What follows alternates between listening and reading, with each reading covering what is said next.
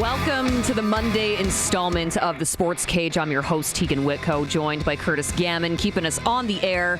620 CKRM, also keeping us on the stream on YouTube, sportscage.com. You can follow along with our YouTube chat or join the conversation anytime by texting us. Prairie Land Rentals text line 306-936-6262. And yeah, we have a lot of guests who are going to be joining us today. Western Pizza guest hotline, perfect pizza, generous amount of toppings, all the Greek favorites you love. Next 3 hours, talking a whole lot of sports, primarily football, a little bit of hockey in there too, maybe even a little bit of rodeo. Lance Hackewich is going to be joining us a little bit later on this hour. I had the opportunity to swing by the Rider Room earlier today. Now, if you aren't familiar with what that is, look it up. Look up their socials. The Rider Room might be one of the largest CFL memorabilia collections in Western Canada, and boy, is it impressive. Now, Lance is the owner of the Rider Room. Popular social media page, yes, but you can actually, I had a chance to go physically see all these things. I didn't want to touch anything. I don't want to be responsible for breaking anything. But his page does showcase his impressive collection of memorabilia, some extremely rare pieces in said collection dating back to the 60s. It's pretty cool. So we're going to talk to him about some of his favorite pieces. Also, fun fact, if you recognize the name Lance Hackewich, yes, Rider superfan, he and his family were also on Family Feud Canada just a couple of years ago. So maybe we'll have to dive into that a little bit and just see how that experience was. Shortly after 4 o'clock, we're going to have Scott Flory on the program. He's the head coach of the University of Saskatchewan Huskies. Now, he was up at that Rider preseason game in Saskatoon for a little bit. I understand that he had a chance to catch some of that and watch some Huskies alumni on the field. So we're going to talk a little bit about that. We're going to talk a little bit about some of the CFL cuts that came over the weekend because, yeah, that's a pretty big story if you're a Rider fan. We'll get into that in just a bit. Also, University of Saskatchewan Huskies being the defending Hardy Cup champions. Are they coming into the season with a little bit of a chip on their shoulder after that Vanier Cup? I'm interested to see what he has to say. And of course, the Canada West schedule also was released just a couple weeks back there. So we'll dive into that a little bit. We'll talk some off-season preparations and how things are looking for the university right now. I will also have a couple of clutch performers, maybe one unclutch, brought to you by Keln Solar around 4:30 this afternoon. And then Miss Rodeo Agribition, Shylah Sitter, she's in town. She's going to be popping by for a visit a little bit later on. We'll dive into all of the hard work that she put in to claim that title at Agribition earlier this year. The one, the only, Darian Durant always joins us on Monday afternoon. So we're going to talk a little bit about that new CFL broadcast deal. Yeah, no one has opinions on that. Not at all. No one cares. Been the biggest talk in the CFL for the past little bit. So I'm curious to hear what Darian has to say about this, especially as a CFL fan who resides in the States after, the DAZN got some of the broadcasting rights for those Saturday night primetime games. Not every Saturday game. Let's make that clear. But the primetime games on Saturday starting in 2027 for the CFL. So I would imagine that's going to be a healthy amount of Rider games. 2027 season schedule obviously isn't out just yet, but I'm curious to see just how many will be exclusively on DAZN. And I find it intriguing because there was a little bit of an uproar about this. And you can share your opinions with us, 306-936-6262. I haven't been on the show yet since this deal was unveiled. They do this in every other league. So I'm curious why the pushback. I do understand ever so slightly. There's so many streaming services out there. You don't want to be spending the extra money to watch the games. However, they do it in Major League Baseball. They do it in the NFL all the time, right? I mean, I think exclusively for 3 consecutive seasons, you have the NFL on Netflix for the Christmas Day games. So those 3 games every Christmas Day only on Netflix. So if you don't have a subscription, you don't get to watch it, right? It's nothing new. It is new to the CFL. But I am just curious. I personally think this is good for the league. Expand the reach, generate that revenue.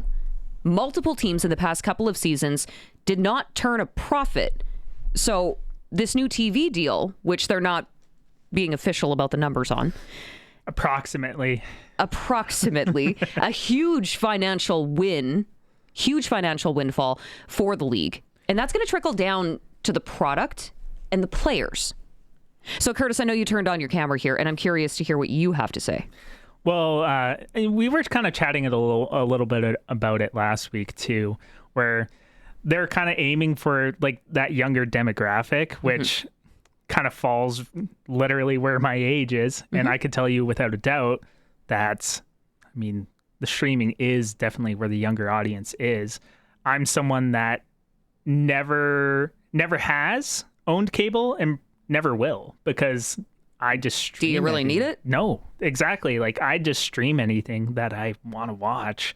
So it makes sense if you're looking to get like a younger demographic, which a lot of people were kind of beating that drum like a couple of years ago, where it's like, hey, if we want the league to survive and thrive and evolve, we got to find a way to engage younger viewers and audience, and streaming is the way to do it. Like, so I was actually kind of surprised by the amount of backlash that I saw, because like when you look at the approximate numbers and alleged, and just knowing that that's where the younger audience is, why would so many people be upset with that? Because that's what's going to grow the league and the game.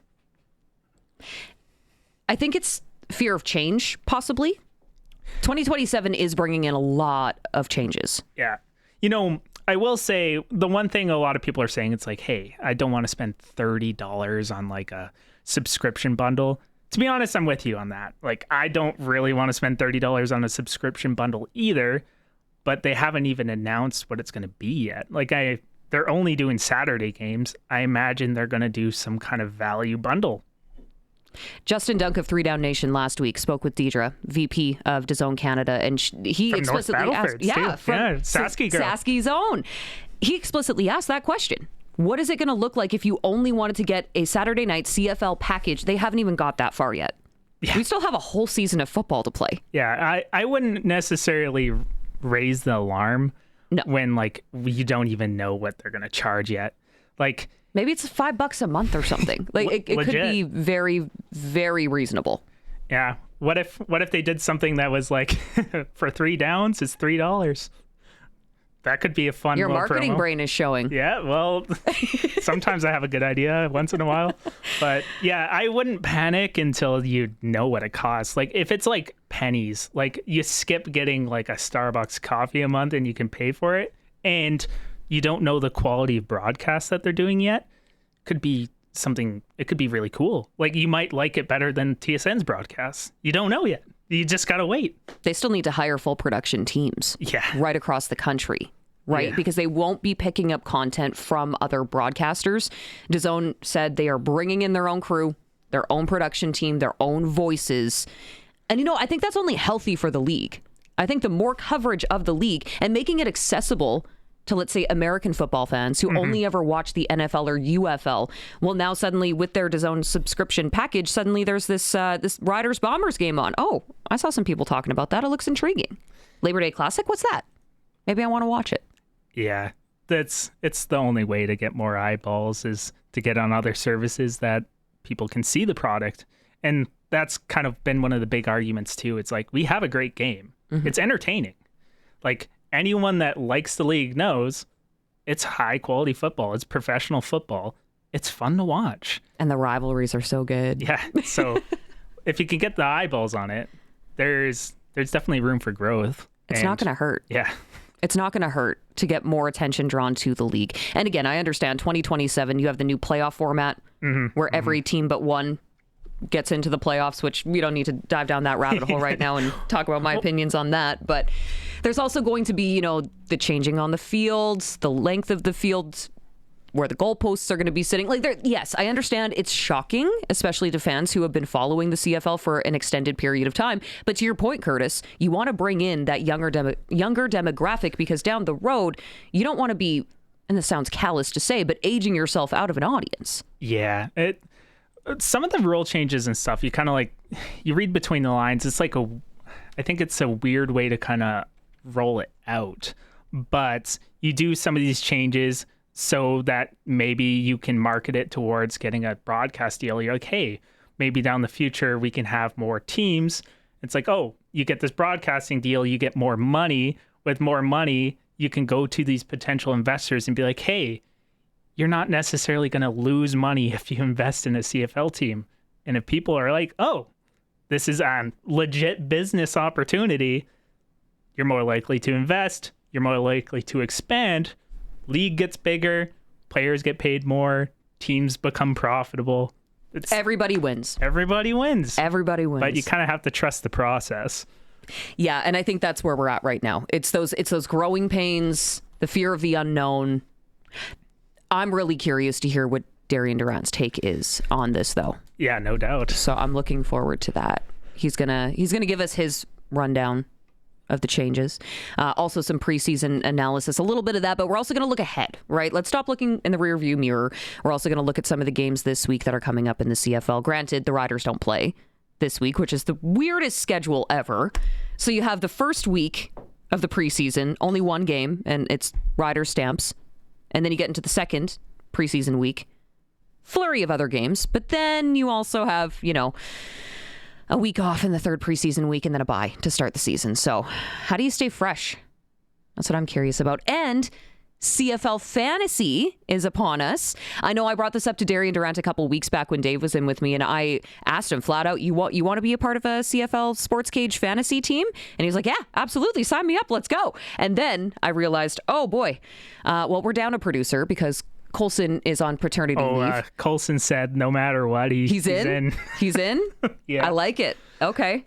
Swap out changing diapers for 5 minutes, set your lineup. Yeah, I'm in too. I'm notoriously... I know you actually stepped up. Yeah. And you, Curtis, said, I will organize it. So I appreciate that. I'm notoriously bad at fantasy too. I've never won a fantasy league in my life.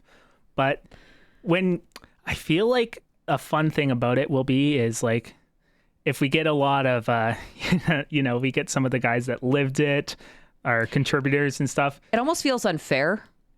A little bit, but you see, now there's no expectations, you know what I mean? If I lose, that's default settings. If you lose, you lose to Darian Durant and possibly Wes Cates and Luke Mullender, right? But if I win... No. Oh, yeah, it doesn't matter if you lose, but if you win. Exactly. So it doesn't feel like a situation where a guy can lose, so I'm in. I was talking to Barney about this earlier, and I said, you know what? Between you and me, Barney, both of our brains might be the equivalent to one of Darian Durant's brain. So maybe we partner up on this. I don't know how that's going to work, though. If I partner up, I'd probably have to be with Colson. Bring back CNC Productions. But ooh, I kind of CNC Music Factory. Yeah, but I don't want to share bragging rights, though, is the thing. So, yeah, that's a difficult position to be in. Oh, well. You can just claim ownership of the team. It's fine. We can give Colson two. I could say he was on leave. Yeah. I was making the mandatory he wasn't working. It doesn't decisions. Matter. It doesn't matter. So we'll talk to him. Maybe he can give some CFL fantasy football advice, as a lot of people are going to be doing their drafts this week, I would imagine, getting their teams set up, right? Because week one, regular season, is upon us. First game's coming up a little bit later on this week. So, and then in addition to that, after Darian Durant, we will also have the Regina Red Sox report for Unifor 594. Bryce Bunz, manager of Gameday Experience with Queen City Sports and Entertainment, will be joining us following the home opener at Curry Field this weekend. Also a great turnout, fantastic weather last night at Curry Field as well. So we're going to talk to him a little bit about that as the Red Sox are off to a 3-1 start this season. We'll also pop in your sprinkle of the day for Sports Select at some point here. But again, you want to join in the conversation? Feel free. Prairie Land Rentals text line at 306-936-6262. Prairie Land Rentals, small power tools, skid steers, they got what you need. An official Husqvarna dealer. Deal with the owner at 600 Albert Street.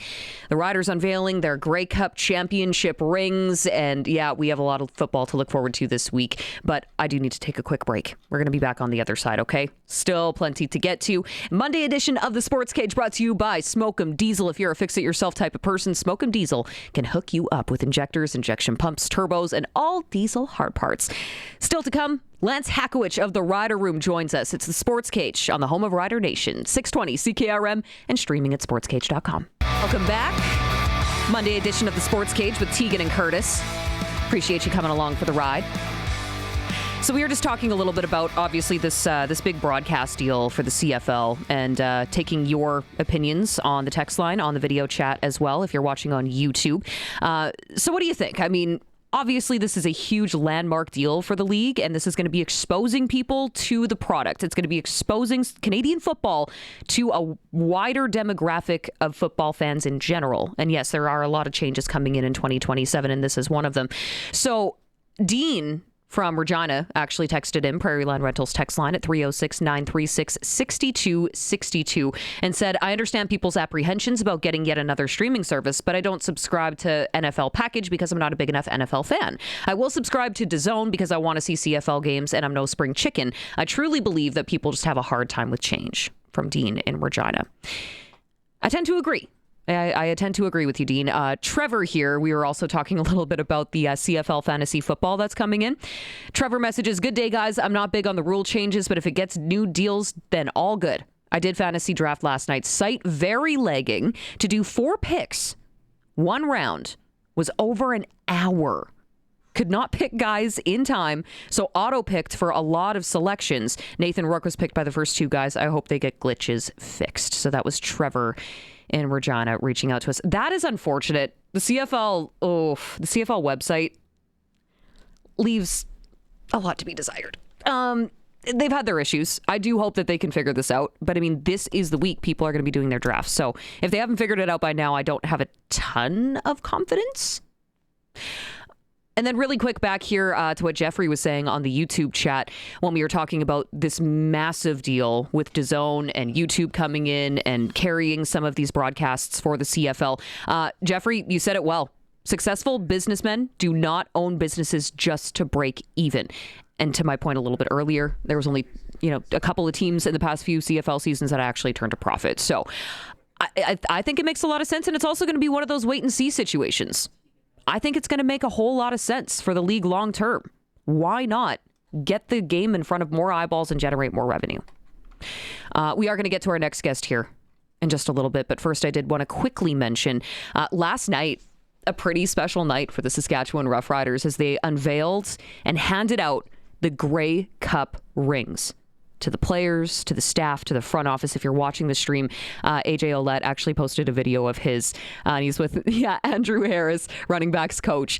They're sitting there, they're celebrating, they're looking at these snazzy rings, and they are so cool. Inside the ring, it's engraved saying, "It's our time." Kind of wish they went with "We're the big dogs." But that's okay. That was only the West Final, not the Grey Cup. So the top of the ring, 14 victories, 1 championship run. So the football-shaped removable top is fully encrusted and has the primary logo, 14 green baguette stones, each representing a victory for the season, 14 wins in 2025. The 112th Grey Cup trophy is set with 5 stones. So that symbolizes each championship secured by the franchise since its inception. Also kind of a cool nod.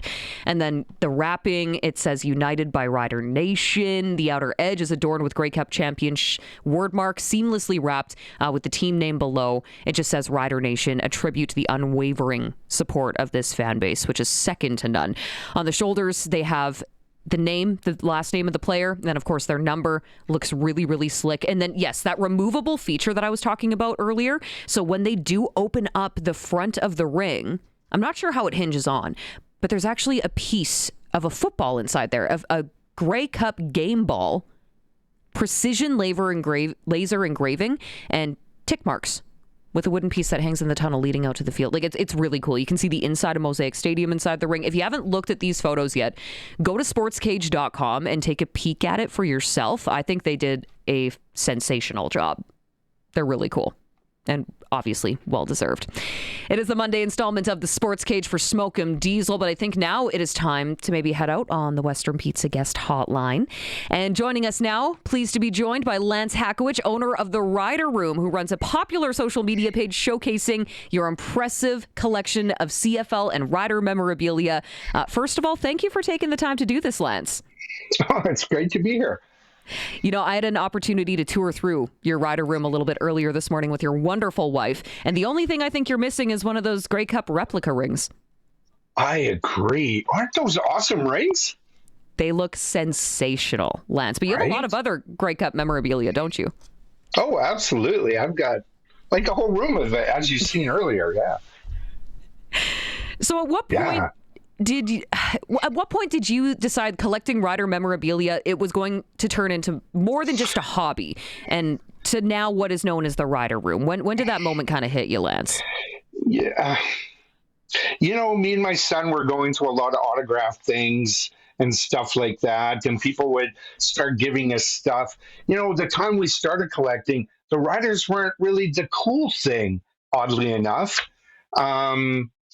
And we amassed a lot of this stuff, and then it just snowballed from there. And I couldn't tell you exactly when we decided to go hardcore like this.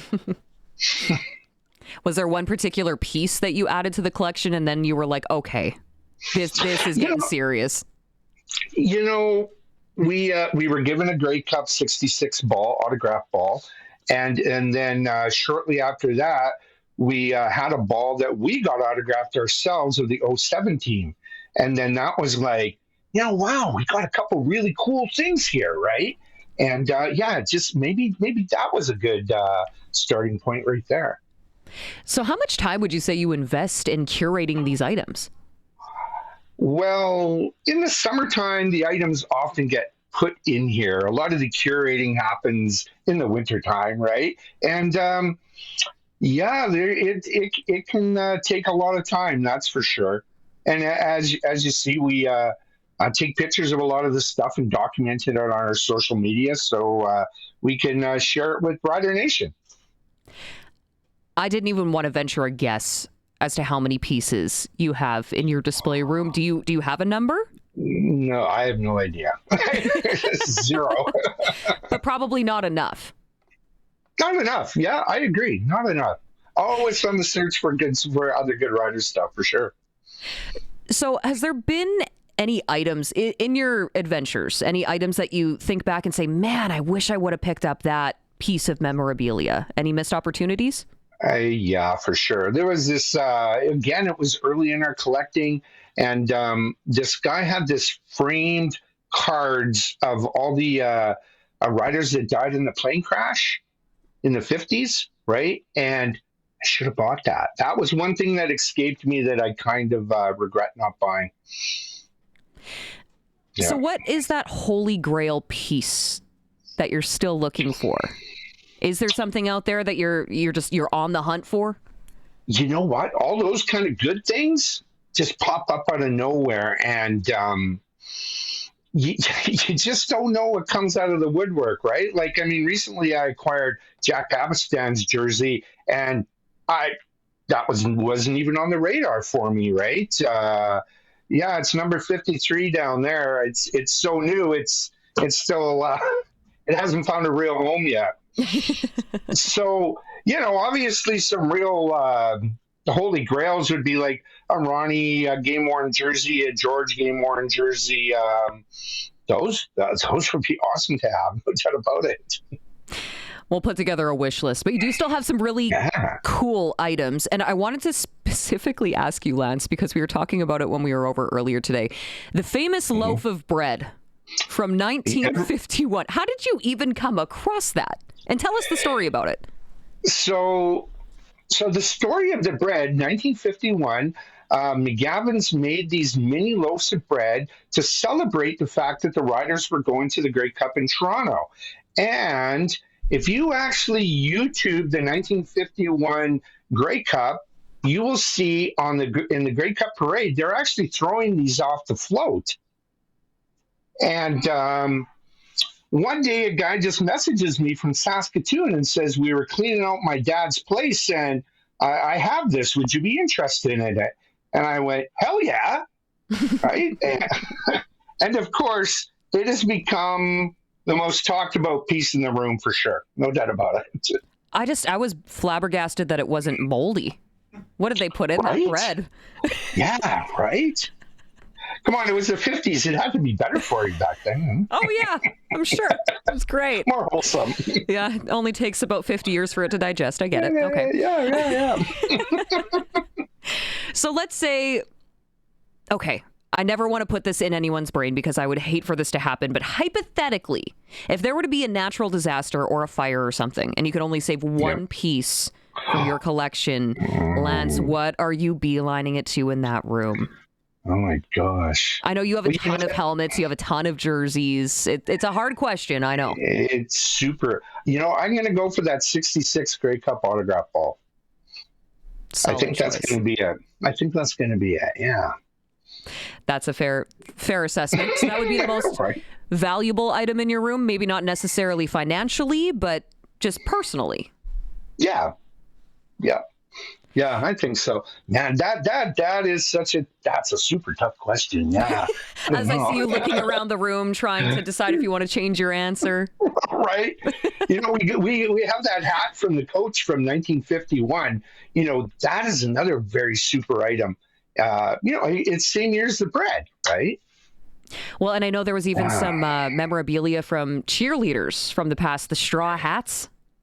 Yeah. Oh no. This hat. That one right there.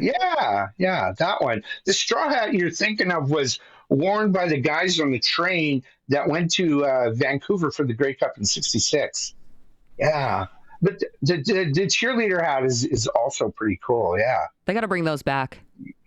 Absolutely. Sell them in the Rider store. Yeah, right. What if the girls love that?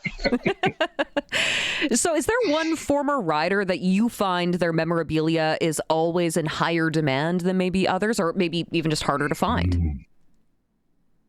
Geez, there's another super question. You got some, always in demand for rider stuff. Ronnie George all the time, right?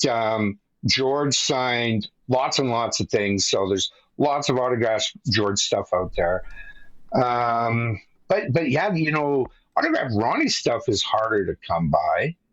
But once again, the way stuff just pops out of the woodwork, you just never know what that next item is going to be, right? What piece of Roughrider history do you think maybe the younger CFL fans don't know enough about? What piece of Roughrider history? I know there's a lot of it in that room. Yeah, right. Geez, that too. There's 100 and whatever years of history here. That's a good one. A good one is the Park DeYoung story that the Riders started playing where the Value Village Mall is on Broad Street. That's an interesting piece of history. Or how bad the turf was, the original turf in Taylor Field. You have a piece of that on your wall too, don't you? Yeah, we do. Absolutely. And we have we bought our row out of Taylor Field too. So we bought the longest row was 42 seats. And part of it hangs up in here as shelving in the rider room. That's really cool. When did your love of the Riders begin? My love of the Riders began as a kid. My dad never took me to games. He was the guy, he would listen to them on the radio every now and then. So I was the kid that would kick bottles and cut grass and get on that Rider Express bus and buy my 25-cent ticket, the rookie section, and enjoy the George and Ronnie show. That's how I fell in love with the Riders. So is it just sheer fandom why you collect, or do you look at ever selling these pieces? What's sort of the catalyst for building this impressive collection that you have? All my life I've been a collector. I never picture selling it, and my son is as into it as I am, and he doesn't let me sell any of it because maybe he wants to down the road, right? Yeah, my son won't let me sell any of it. So it's really become a family endeavor. Oh, absolutely. We bug my wife all the time that, hey, this is your rider room too, And as you see earlier when you were here, she probably gave you a great tour. Oh yeah, absolutely. Yeah, she's just as invested as you are. Absolutely. Yep. So looking at this current team, because history in the making, just won, the franchise's 5th Grey Cup in history in 2025. Looking at this current team, what would you most like to add to your collection for future generations to remember, or to just, capture that moment in this era? Of course, one of those Grey Cup rings would be pretty awesome, wouldn't it? And we're slowly working on things like that. Like we have a Grey Cup championship ball already started to get autographed by the guys. We have a ball autographed last year from the guys. So that's the whole team, and we'll get whoever we can get on this branded Grey Cup ball, right? The future won't forget this era. And let's see, can they put back to back together here? Can we go on a run? Not just now with Trevor Harris, but the future looks bright for this team past that. I mean, you were looking at the quarterback battles alone. Right? That gives a Rider fan hope. Mm-hmm. Absolutely. Yeah. So looking back, is there one specific moment, Lance, that gives you chills every time that you think about it, whether it was the 2013 Grey Cup, that 2025 victory in Winnipeg? Is there one standout moment for you? Definitely the 2013 Grey Cup. Absolutely. And I think a lot of Rider fans are going to say that these days for sure.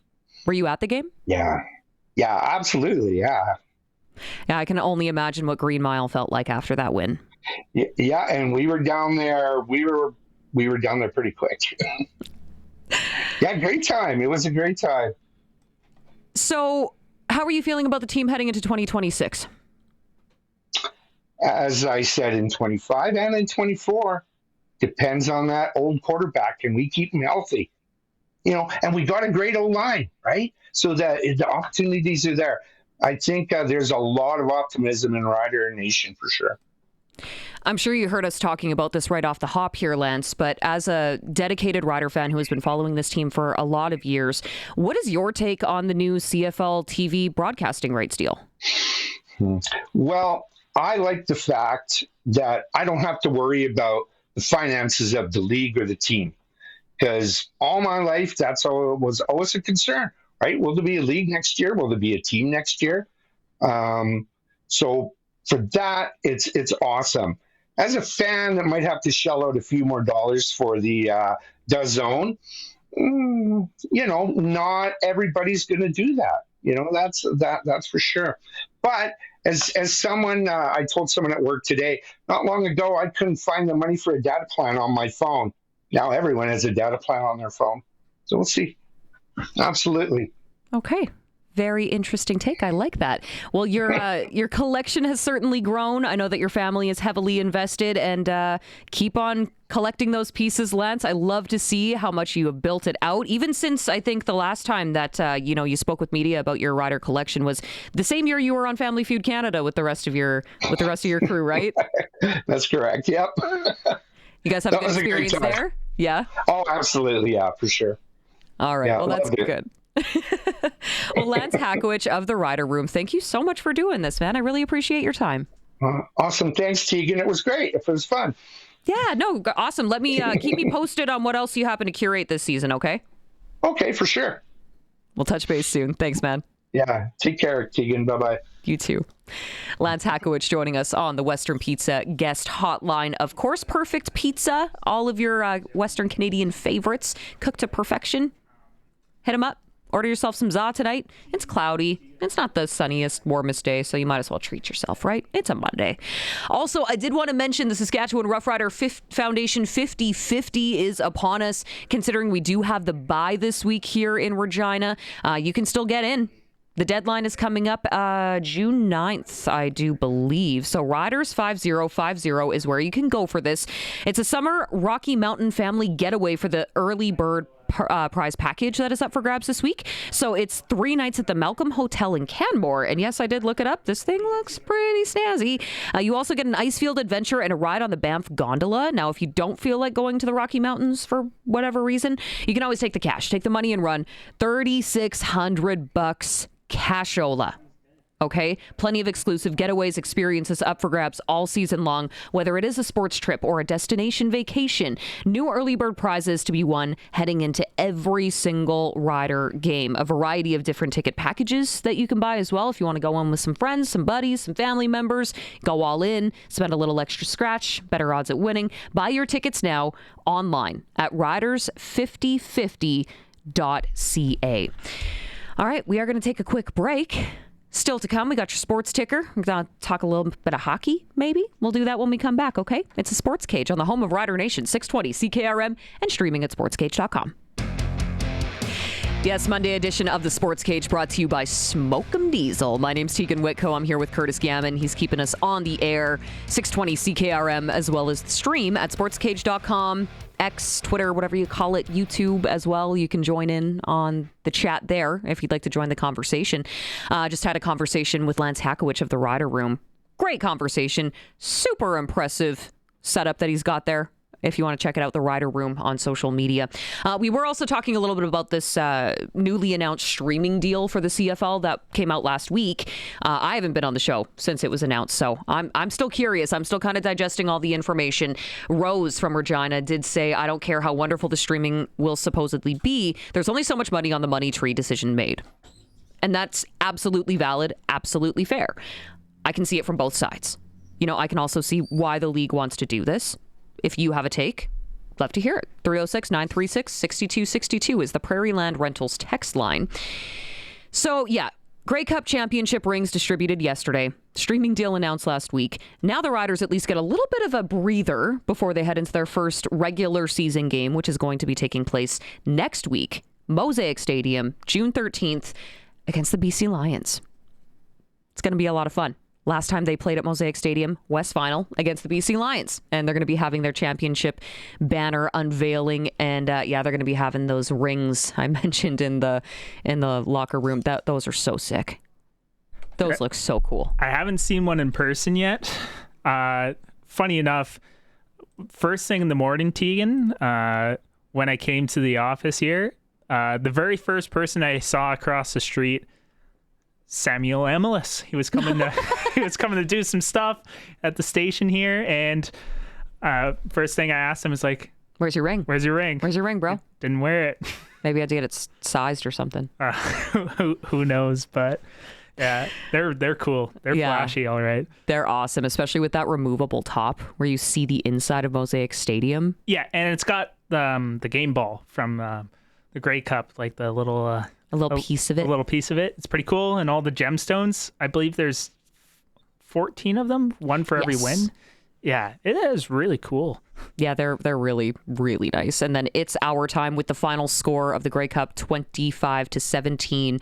That's on the inside of the ring, and then on the actual band, on the underside of the finger, it says Rider Nation, which is pretty cool. What if they had the whole quote there? What if they had said, "I'm not here to talk about Nathan Rourke. It's our time." Or we're the big dogs. We're the big dogs. We might have to bust that out ahead of the regular season home opener. Yeah. That was a fun song. Yeah, we had a lot of fun with that. He got a little spicy in the pregame press coverage heading into that West Final against the BC Lions. A game I will never forget. Yeah. As someone that goes to those pressers, it was very interesting. It was a very different vibe from Trevor Harris, to say the least. He meant business. Yeah. You just, we're the big dogs. Takes a big sniff, and then just nothing. You're like, okay. Understood. Okay, this guy means business. Well, I mean, they had the bye in the, semifinal weekend, so maybe he was just coming through fully you-know-what and vinegar, ready to go. Yeah, I guess so. Speaking of the Riders, cut down day was on Saturday. So there's been much discussion about a couple of positions, primarily the quarterback, QB2, because we saw Shager shine. Shager, swagger, shine. Shager, swagger, shine. That's a tongue twister. Triple S. Okay, so they are keeping 4 quarterbacks on the roster. That's crazy. I thought was interesting. I feel like because they have Cone, Stevens, Shager backing up Trevor Harris, it feels only, and I'm just speculating here, I have no inside baseball knowledge here. I would anticipate that you'll probably have Cone backing up Trevor Harris, at least for the first little bit of the season. And if that doesn't work out for whatever reason, he gets some reps, and then maybe you test out Shager. But someone's got to drop down to the PR, right? Yeah, well, I'm not a boots on the guy at practice, but from what we've heard from people that are, like Dave Thomas and whatnot, like Jack Cohn looks good at practice, and he's been in the system a couple years now. 3. Yeah, exactly. So you would think he gets the nod for the QB2 position because he's been in it for a while. Shager's obviously showing a lot of promise, and that's why it was a tough cut. So they didn't do it. So that is very interesting. It was one of those ones that I was keeping a close eye on, and I was like, what are they going to do? And the rest of Saskatchewan, I think. Yeah, no doubt. So, and again, who knows what's going to happen at practice next week heading into that game against the BC Lions, right? Maybe they're going to be splitting some reps between Shager and Cone, and maybe they're still battling it out for that position. I would imagine so. If I was a betting man like Barney, I would say that QB2 position is still up to be grabbed, to be determined. Like even whoever they put as QB2 for this, the home opener, it's going to change, or it could change, one of the two. But isn't it nice to have options? Yes, that is one thing that is for certain, is options are nice. Unfortunately, not everyone can stick around. Yes. And one of those players that is not sticking around, which did come as a little bit of a surprise to me, was Mario Anderson Jr. He led the team in preseason rushing, but he was released over the weekend. He has been with the team since Kadeem Carey was injured, had that season-ending injury last year. I think last year he was one of those guys that was on the practice. He was a training camp guy.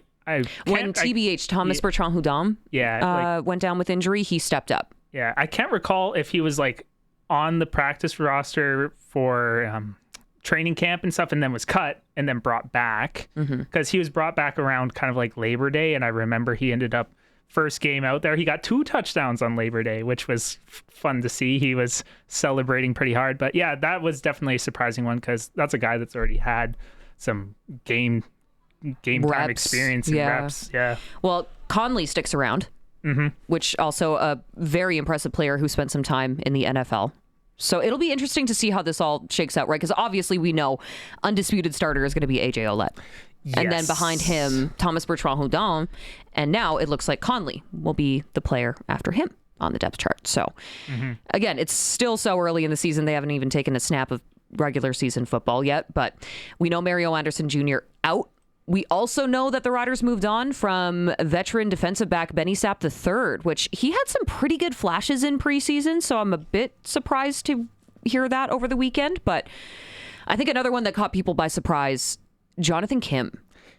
Yes. The kicker, the American kicking kicker. Position has been a talking point for quite some time, as someone that does the post-game show, the call-in show, Yep, I think I still have PTSD from how much people went after Brett Lather. But there was a good question was brought up here on the text line, Prairie Land Rentals at 306-936-6262. Kelly from Calgary, asking what the deal was with Jonathan Kim, right? Why release Kim? He was really good, and he played very well. It seems as though it looks like a bit of a ratio thing. And then Kelly said, why bring him in then with no Lather? And Kim showing been really good, probably should have figured something out. I tend to agree. I also am not a coach or general manager, so. Yeah, it's going back to the quarterback thing. It's an options. You need to keep your options open, because what if Hale wasn't cutting it? You know what I mean? That's when you're going to go with Jonathan Kim. Yeah. But if it's really close and it's a ratio thing, you got to make the tough cut. And decisions have to be made at this time of year, right? So they are going to be going with Alex Hale for the time being. Global punter Jesse Mirko also released over the weekend. So he did not have the best showing up in Saskatoon at Griffith Stadium during that second preseason game. So I think a lot of people, maybe predicted that there would be some changes over there. So Chapman is going to be the lone punter on the roster heading into the regular season next week here in Regina. So, and then let me see. Defensive back Juju Hughes, released American defender, was one of the early standouts at camp. Put himself firmly in the roster conversation, but he didn't crack the active roster. Hughes was retained on the practice roster. So we might still see him, and looked promising. And that secondary. So that's kind of what the bigger stories were. If you have opinions on some of the cuts, please reach out, 306-936-6262. I know we're getting some more text messages in here, and we'll get to those in just a little bit because we are running out of time this hour. Also, if you missed it earlier, we did have a chat with the one and only Lance Hackewich of the Rider Room. You can go back and listen to that in podcast form at any time. But right now, let's take a quick break. We'll be back with the Sports Ticker. This is the home of Rider Nation on 620 CKRM, streaming at sportscage.com. It's time for the Sports Ticker, brought to you by Reliance Heath Water Heater Rentals. Rent a water heater and water softener starting at about $1.20 a day and get $400 when you switch to Reliance Heath. All right, Western Canadian Baseball League, you got the Swift Current 57s in Medicine Hat facing the Mavericks tonight just before 7 o'clock. No hockey tonight in the NHL as we get ready for the Stanley Cup final between Vegas and Carolina. Tomorrow will be game 1, 6 o'clock. Jays, also off today. Quiet night. But they will be facing the Braves tomorrow to open up that brand new set. Regina Red Sox also off today, but they will be hosting the Saskatoon Berries at Curry Field for the first time this season tomorrow night. So first pitch goes out just after 7 o'clock. And in fact, we are actually going to have Bryce Bunz from the Regina Red Sox joining us a little bit later on in the show to talk about their new game day experience. It's pretty cool. I was there last night, actually. And the Cleveland Browns and Los Angeles Rams agreed to terms in a blockbuster trade that will send two-time NFL Defensive Player of the Year Myles Garrett to the Rams. That one was a little surprising this morning. SportsCage.com poll. Are you happy with the 2026 Saskatchewan Roughrider roster? What do you think? You can vote now. Head to sportscage.com. And on the Prairie Land Rentals text line at 306-936-6262. We have been talking about this new CFL broadcast deal. My first time on the show since it was announced last week. Also talking about some of these roster cuts. So if you want to chime in, join the conversation anytime. As it pertains to the new broadcasting deal rights on DAZN and having some of that content also landing on YouTube in addition to TSN, Brandon said the same things were being said in 2008 when it was announced all games in Grey Cup were moving to TSN by subscription and no longer available for free on CBC. So history repeating itself a little bit. We also have Derek chiming in on this deal. Derek in Saskatoon. People can consider a group subscription for DAZN. For example, Derek is going to be getting a subscription and having family and friends over to watch. He hosts, but they bring the food and the drink. Great trade-off and always more fun to watch the game with other fans. So it is kind of a win-win. That makes sense. I like that.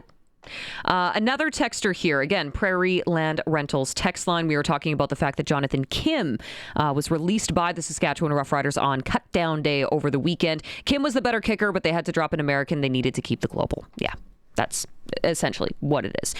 Okay, we got to take a quick break, get to news here on the other side. Scott Flory from the University of Saskatchewan Huskies will be joining us next, so hang tight. It's the Sports Cage on 620 CKRM and streaming at sportscage.com.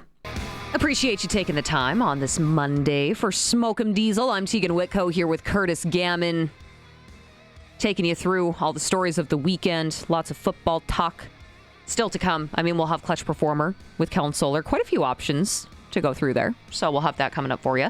Miss Rodeo, Shylah Sitter, she's in town. She's going to be popping by a little bit later on this hour. Chat with us a bit. Darian Durant, he's going to talk about that new CFL broadcast deal, the Riders' cuts, maybe some CFL fantasy football advice. And then, of course, as we head into week 1 of the regular season, maybe he'll give us some picks. Or at the very least, we'll talk about the matchups. Red Sox Report today is going to be Bryce Bunz, manager of Gameday operations with Queen City Sports and Entertainment. The Regina Red Sox just had their home opener over the weekend. And both games at home, very well attended. Great weather. So you really can't go wrong there. And I didn't even get a single bug bite, which is shocking. They usually love me. But yeah, we have that. And then we also have your sprinkle of the day coming up with Sports Select. Join in the conversation at any point. I know we have a ton of text messages coming in here. Feel free to add yours on the Prairie Land Rentals text line at 306-936-6262. All of our guests join us on the Western Pizza Guest Hotline. I don't want to keep our next guest waiting any longer, so let's do it. Head Coach, University of Saskatchewan Huskies, the one and only Scott Flory. Thanks for taking the time, Scott. Hi, Teagan. I'm good. How are you?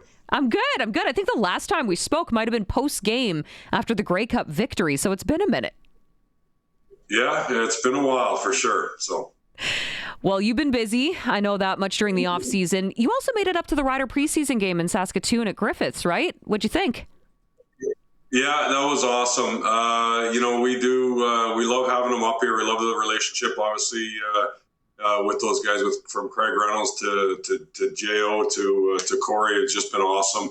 And then being there for that game, it was it almost felt like one of our homecoming games with some extra stuff. Just that organization's first class, top to bottom. So they brought in the screen that made us a little bit jealous. We need a jumbotron type screen in our end zone there, but yeah, it was really good. It was a great atmosphere. It was incredibly well run. Obviously, just first class, top to bottom.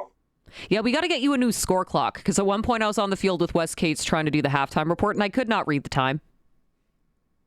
Yeah. I don't even know if they make the light bulb for that thing anymore. It's so old. So yeah, we're working on it. Trust me, we're working on it.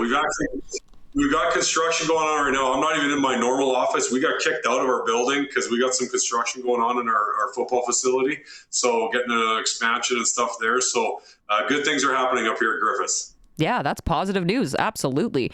And the finale of that game, Scott, that had to have been so special to watch Daniel Wiebe right to the numbers on the chest, taking it into the end zone for that game-winning touchdown. That had to be a pretty proud moment for you as well.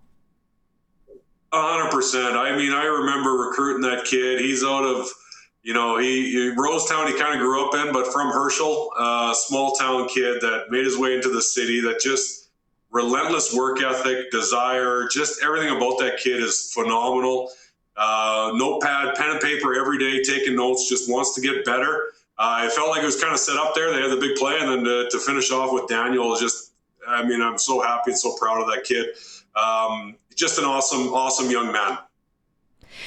Well, and you can tell that there's definitely the right mentality heading into games like that. Even coming off of a game-winning touchdown like that, I spoke with him post-game on the field, and he was saying, I didn't perform as well as I wanted to. It's like, dude, you just scored the game-winning touchdown. Enjoy it. But that's got to speak a little bit to, your coaching style and kind of the mentality that your players have of they always want to get better, even in a guy like Nelson the Combo, right? Yeah, Nelson was actually my first recruit. That was, I remember when he called me when he officially committed. So he was my first ever recruit as the head coach. So both those guys kind of bookending a little bit. But yeah, it's, I think the one thing with these guys, just having been there in that environment, is you got to know that you got to show up every day. Just success today does not guarantee success tomorrow. And you got to show up every day and ready to work and ready to get better. And we compete a ton up here. It's part of the DNA of our football culture here, of our football team, and we just do it. We do it nonstop, and I think we do it in a positive way. But it gives great opportunity for these young men to be able to show and perform. And then also, man, he's just trying to get better. And I know Daniel's he's got a long runway, as does Nelson. There's many years left on those guys, and I think they'll make the Rider fans proud. Every year, it seems like more and more Husky players seem to make an impact at a pro level. So how proud are you of the pipeline that you've established?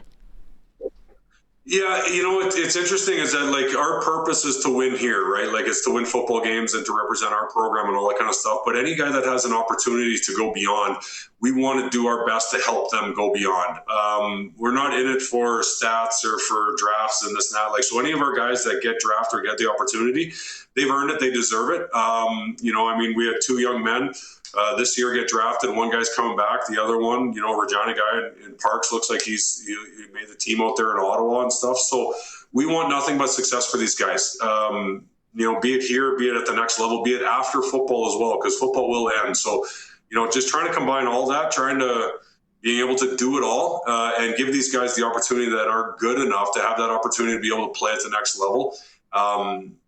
I think that's a pretty cool opportunity too. We try to do it all on every aspect, and facilities and coaching and environment, and obviously the fan base and everything that goes on with football here in this province is pretty cool. It must have felt a little bit odd standing on the sidelines or watching from afar, you not coaching these players. But what do you look for in a preseason game when you're watching these guys performing, battling for jobs? What are you seeing that maybe the average fan isn't looking for? I think, if you're talking about like at a professional level, I think those guys, they're just looking for guys to be able to make plays that understand. It's one thing to practice. It's another thing to be able to meet that moment in a game and still be able to perform and adjust and react and do it at a high level with speed. And then, it's not that any different for us, is that, you look at markers, you can tell pretty quickly. First impressions are important. If you've ever bought a house, you walk in, you're kind of like, nah, it rarely does that stuff kind of change, but first impressions are key, but then it's reinforcing that over time and then also getting better and better and better. And I think for those guys, for a guy like Daniel, Nick Weave and Nelson Lacombe, those guys have been grinding. And then when they get to that game, it's that opportunity. That's your job interview. The opportunity to be able to show can you retain? Can you operate at speed? Can you do it with physical and within the structure? And then who can make a play? Like play with some awareness and who can make a play. And I think that's what they're looking for. We're looking for the same thing, just on a different level. Now, you know this just as well as any other player. Not everyone gets to make the team. Not everybody cracks the roster.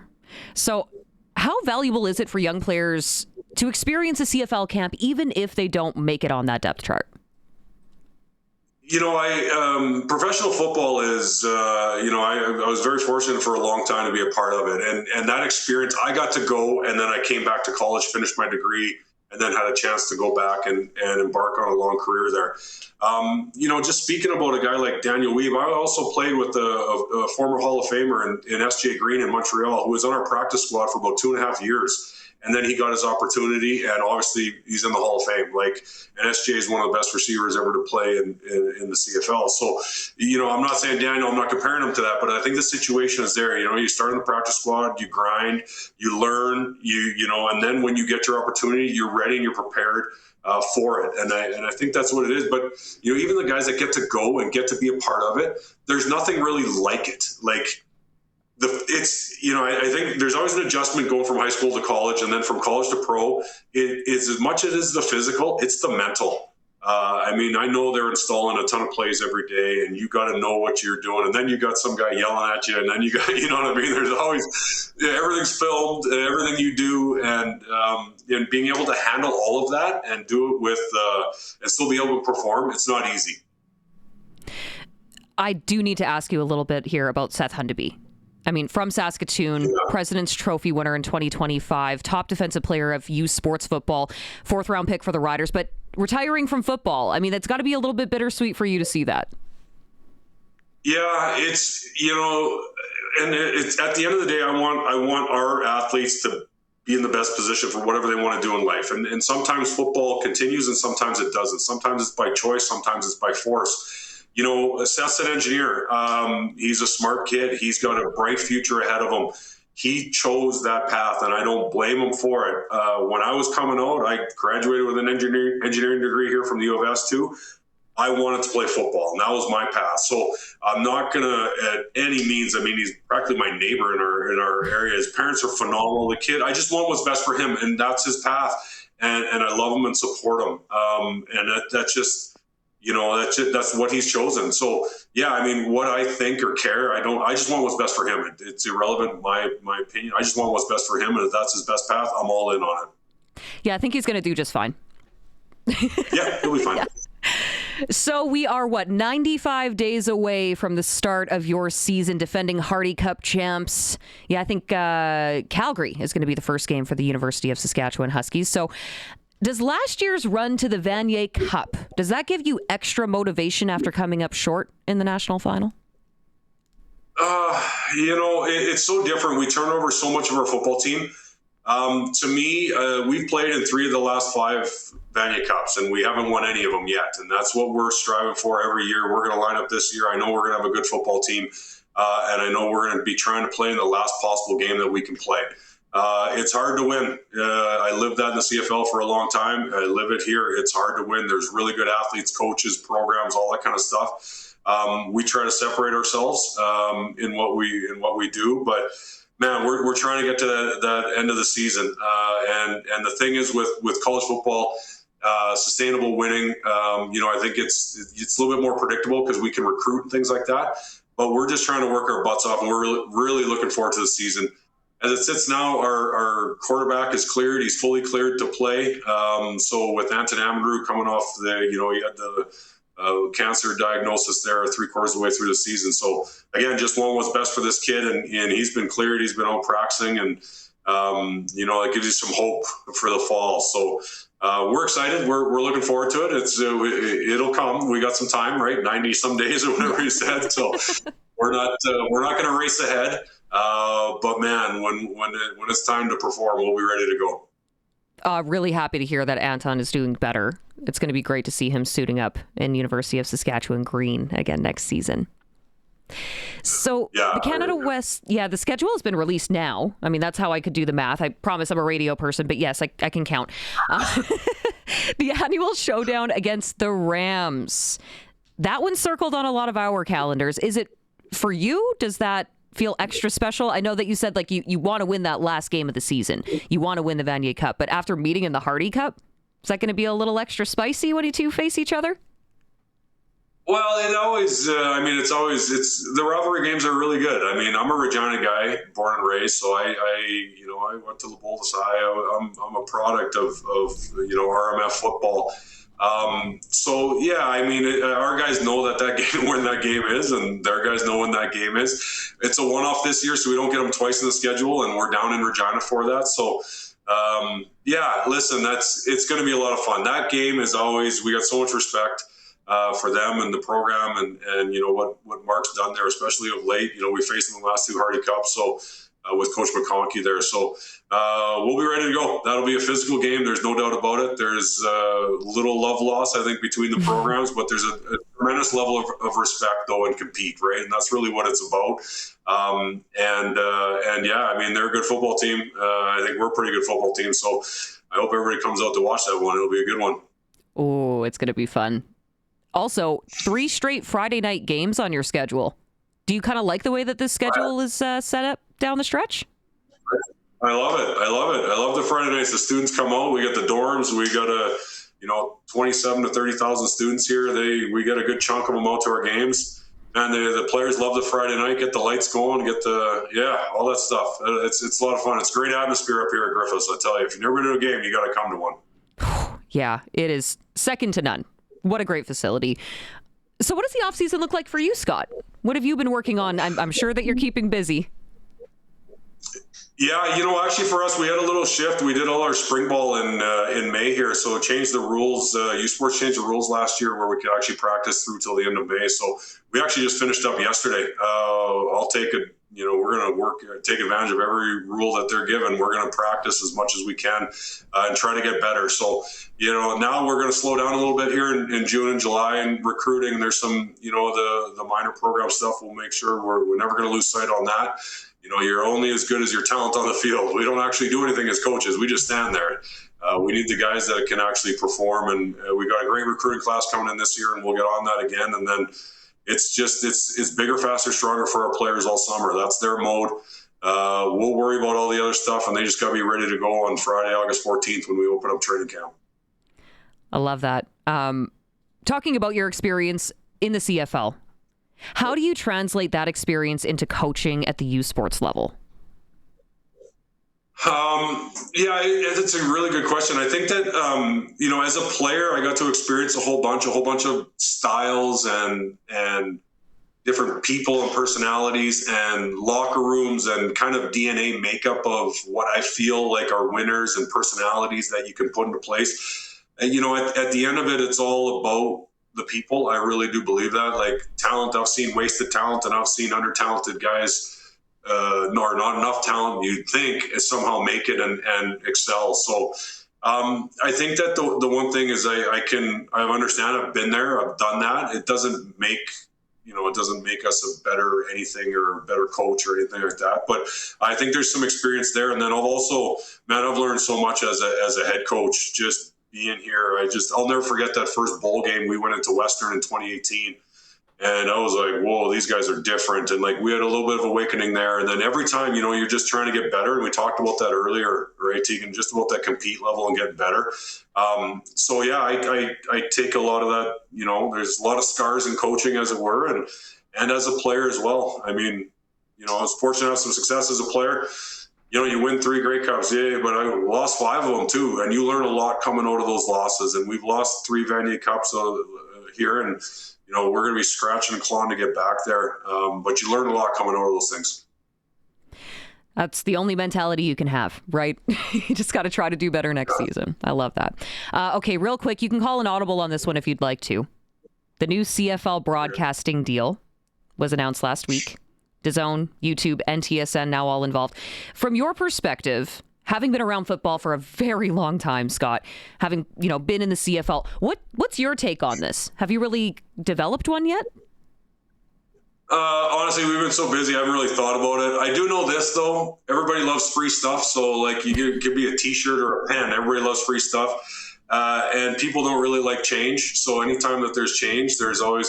I will say this. I had an opportunity. We put an ask out to the commissioner to come to our dog's breakfast, and he showed up. And I ended up the day before, had a one-on-one with him and our AD, Shannon Chin, another Regina girl. She went to Sheldon, though, not the same. I went to Bola. So, but like, I got a ton of respect for him. I told him that I think that, he's trying new things and there's change. I mean, that's part of life. I think in football and for us as coaches and athletes, change is constant. So you get more used to that. You're just kind of like, okay, what's the sandbox I'm in? All right, I'll play in the sandbox. You know what I mean? And if there's some rule changes or anything, you can gripe all you want. Just at the end of the day, you gotta move forward, right? So I haven't dove into. I know there's a bunch of change. You got the zone, all that kind of stuff. And I do that. My kids want it for the NFL games and stuff. So I'm already a DAZN guy, I think. So at the end of it, though, I think for me and my time there and when I look at it now as a fan of professional football, the investment back into the product and the players is really what it is. If you invest back into the players, you're going to have a better product, and then you can do the ticket sales and all that other kind of stuff down the road. But I think that you really have to invest in the players and the product, and if that means salaries all the way down, but it's really about the players and. Because that product is what makes the game special. And if the CFL can drive more revenue and put more money in the players' pockets, you're going to get a better product, which will then, just come back full circle. So change is change, What didn't Shrek say? Change is good, donkey. So anyway, we'll figure it out.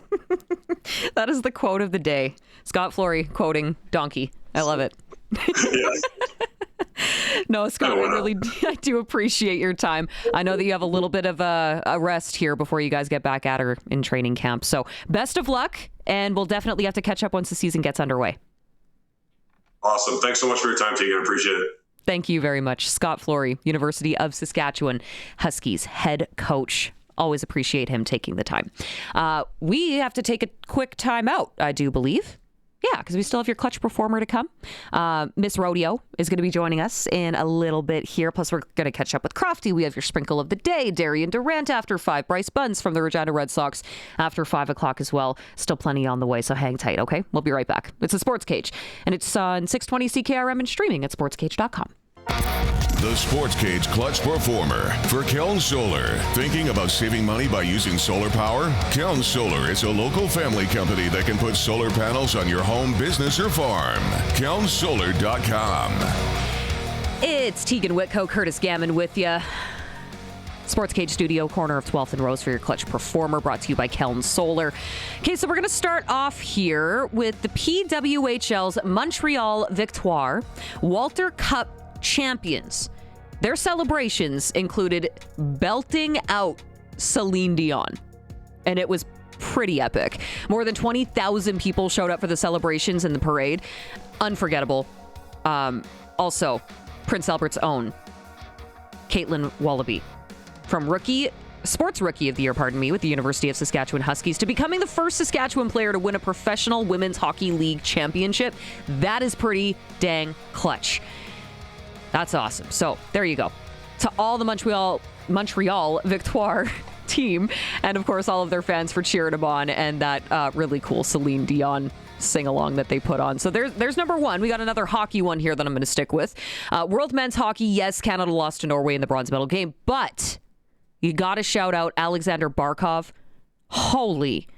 Florida Panthers forward tore his ACL, MCL in his right knee during training camp all the way back in September, remember? He missed the whole NHL season after 2 Stanley Cups with Florida, comes back to captain Finland, beats Switzerland for a gold medal. Excuse me? Alexander Barkov. Clutch. This next one, I'm not really sure if I go with clutch or unclutch? I think it's unclutch with this one. Yeah, Curtis is shaking his head like, yes, it's unclutch. So there's a fan in right field at the Jays game, and he was kind of communicating with Jesus Sanchez. He ended up throwing a ball at him, hurting him. Now, Blue Jays manager John Schneider said that Jesus Sanchez told him that he was having a playful back and forth exchange with this 12-year-old fan and motioned him almost like, hey, let's have a catch. And then the kid took it literally, threw a ball at him, and injures him. So Sanchez, his interpreter, said it was a misunderstanding, according to Sanchez. I wasn't trying to play catch with him right there. I just looked at them and thought maybe they wanted them to throw the ball back to me. It was a series of unfortunate events. I think as a professional baseball player and a ball getting thrown that lightly and you getting like injured from it is funny in itself. Like, that's so bad. You could see he wasn't really like looking or paying attention, but it's still, the principle itself is kind of funny. Imagine how bad that fan feels. Like this poor little 12-year-old. Oh, no doubt. Especially because they're a diehard Jays fan. That's unfortunate. There was probably tears in the car ride home. 100%. Definitely some very, very obnoxious tears. Do you think he signed it and threw it back or what? He could have been like that kid from last week who went up and negotiated something. Yeah. Hey, give me his bat. Give me his wrist guard. I bet on the ball was his agent's number. It's like, give it a call. Yeah. See what we can get done My here. people will call your people. One more. Did you grab this UFC one by chance? No. Okay. Well, I will give it a quick shout out here because our very own Alan Lee messaged me over the weekend. He's been sending me clutch performers. You can do the same thing too, by the way. You can always reach out, Prairie Land Rentals text line. You know what? 936-6262. Speaking of, you go, but I'll mention something on the sheriff here afterwards. Okay. Greg Hardy got knocked out by Darko Stosic, even though the weight difference was 52 pounds. 52-pound weight difference. Knocked out, clocked. So Stosic. There's a palate cleanser clutch performer. That was difficult to say. Only one on clutch today. The rest of them were good. There you go. So is that all of our clutch performers? You know what? I'll do one for the sheriff. I'll see if I can do this super duper fast.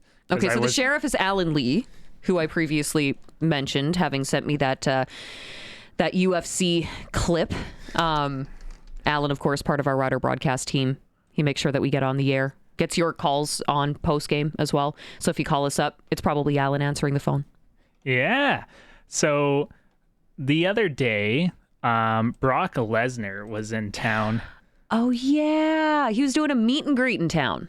Exactly. And the sheriff had a chance. He's a big wrestling guy. Yeah, he's a big wrestling guy. Big wrestling guy. So as I was scrolling the social medias, as a guy does, I did see that the sheriff went out of his way to go say hi to Brock Lesnar. How do you not? So shout out the sheriff going and seeing Brock Lesnar. I just had to mention it. I'm glad that you did, because my whole news feed that day, what was that, last Thursday he was in town, I think? Yes. He wasn't doing interviews, which is fine. I mean, he's there for something separate. But that was everything on my For You page, or whatever they call it. Your wall? What is Facebook now? I don't know. I feel like I'm old. I don't even know what you call it now. Your feed? It's your feed or your wall. Like, I think your wall is like your personal Facebook page, and then your feed is just what kind of comes up for you. I feel like I'm the 99-year-old grandmother and you're my teenage grandchild trying to explain this to me. Yes, Teagan, you click on the internet. That was your clutch performers, brought to you by Keln Solar. They can help with your livestock operations, but book now your solar quotes for your home, your farm, your cabin. Save money with the local company Keln Solar in Lumsden. Also, Curtis, I should also quickly mention here, Saskatchewan Roughrider Foundation 50/50. Because we have that game coming up next weekend. So still an extra week to buy, but if you don't get your tickets now, you're going to forget about it. You're going to show up at the game and be like, shoot. I missed out on the early bird. Yeah, you can get the recurring packages, right? You could just sign up and it renews for you, right? Which is the smart way to do it. Yes. Have I done that? No. That would be the intelligent way to go about this, because they do have a bunch of different ticket packages that you can take advantage of. Early bird prize before every game. So that's why this week is extended, right? Because we don't play until the 13th here in Regina. Lots of exclusive getaways, experiences, sports trips, destinations for your vacation. Riders5050.ca. This draw in particular. I'll steal Barney's little sheet here. 3 nights at the Malcolm Hotel in Canmore for a summer Rocky Mountain family getaway. Also an Icefield adventure and a ride on the Banff gondola. So sick little trip in Canmore and Banff, or you can take the cash. $3,600. Now, the deadline is coming up a week from tomorrow, so Tuesday, June 9th, 10 p.m. Riders, plural, 5050.ca if you want to grab your tickets before it's too late.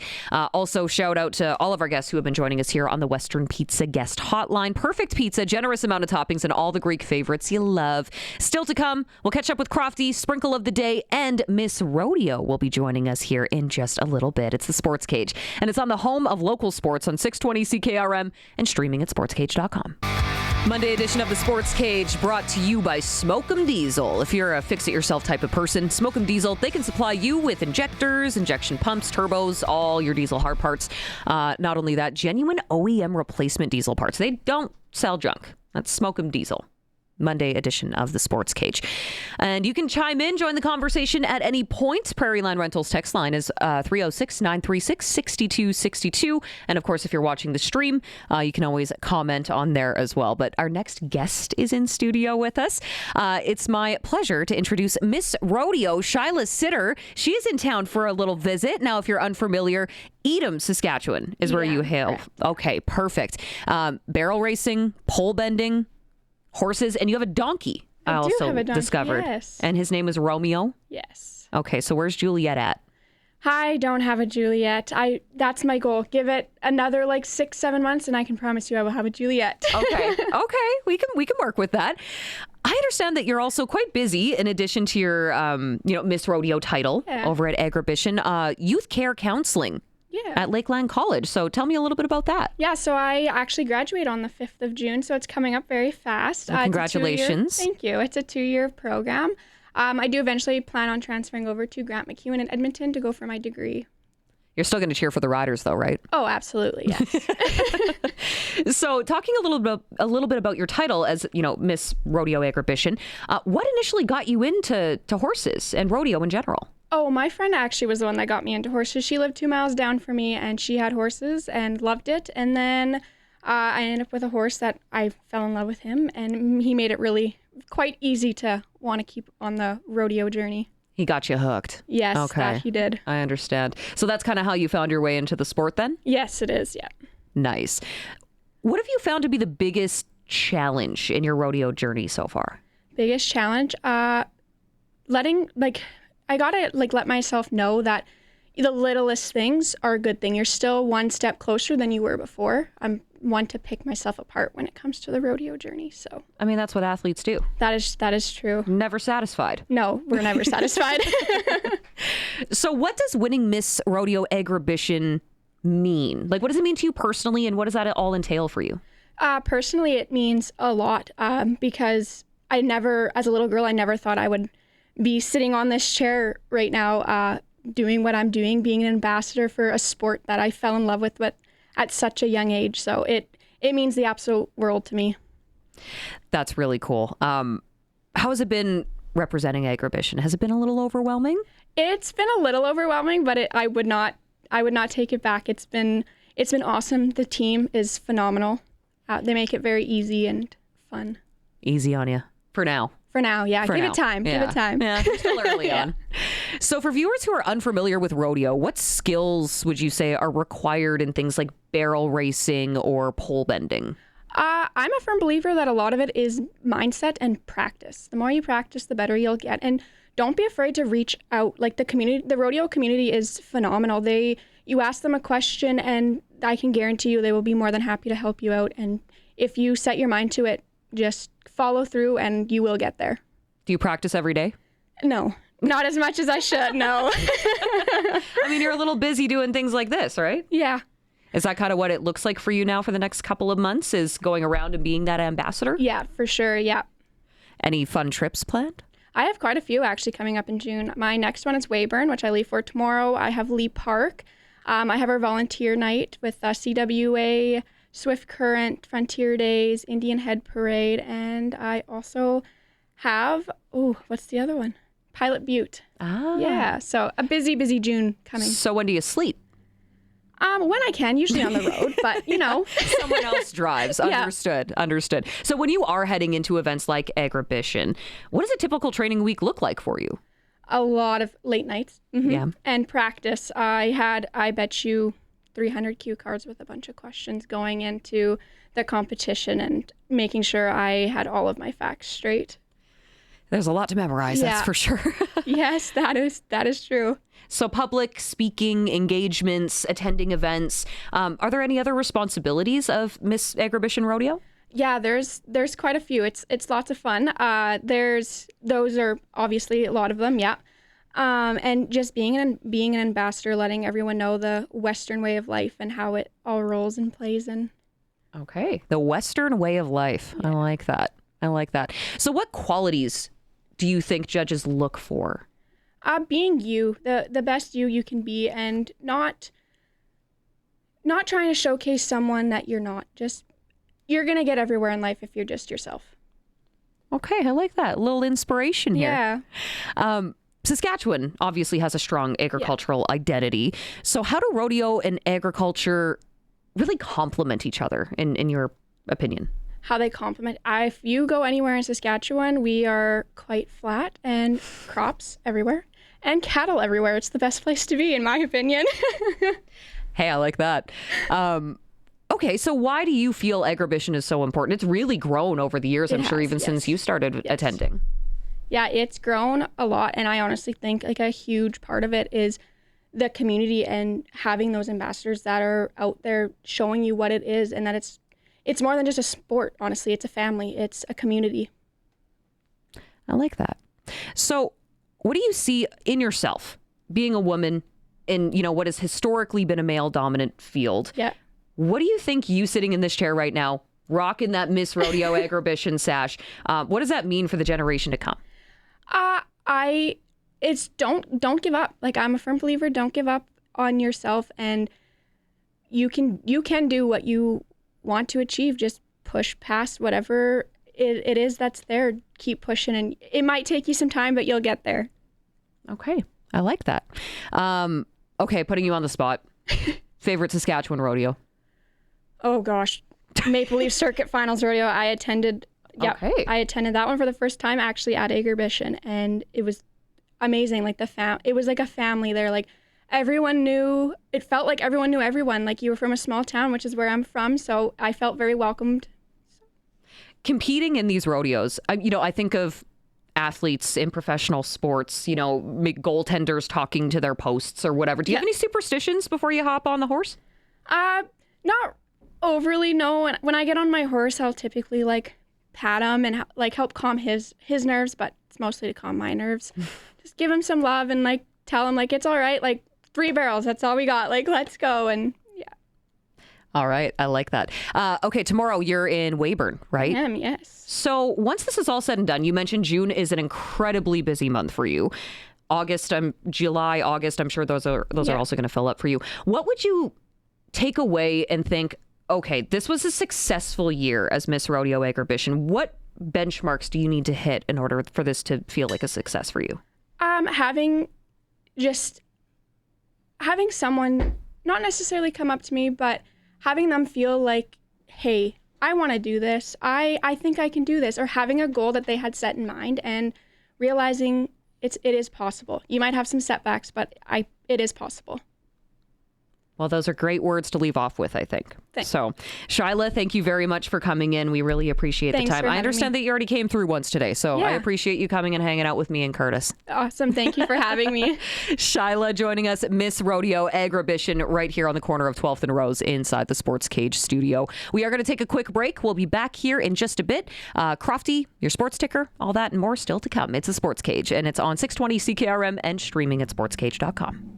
It's time for the Sports Ticker, brought to you by Extreme Hockey and Sport is the home of the price match guarantee. 1425 McIntyre Street, the Cooperator Center, Moose Jaw Temple Garden Center, and online at extremehockey.net. All right, it's the Sports Ticker. Okay, let me see here. Kind of a quiet night in terms of games. Western Canadian Baseball League action, though. We do have the Swift Current 57s in Medicine Hat facing the Mavericks, at 6:45.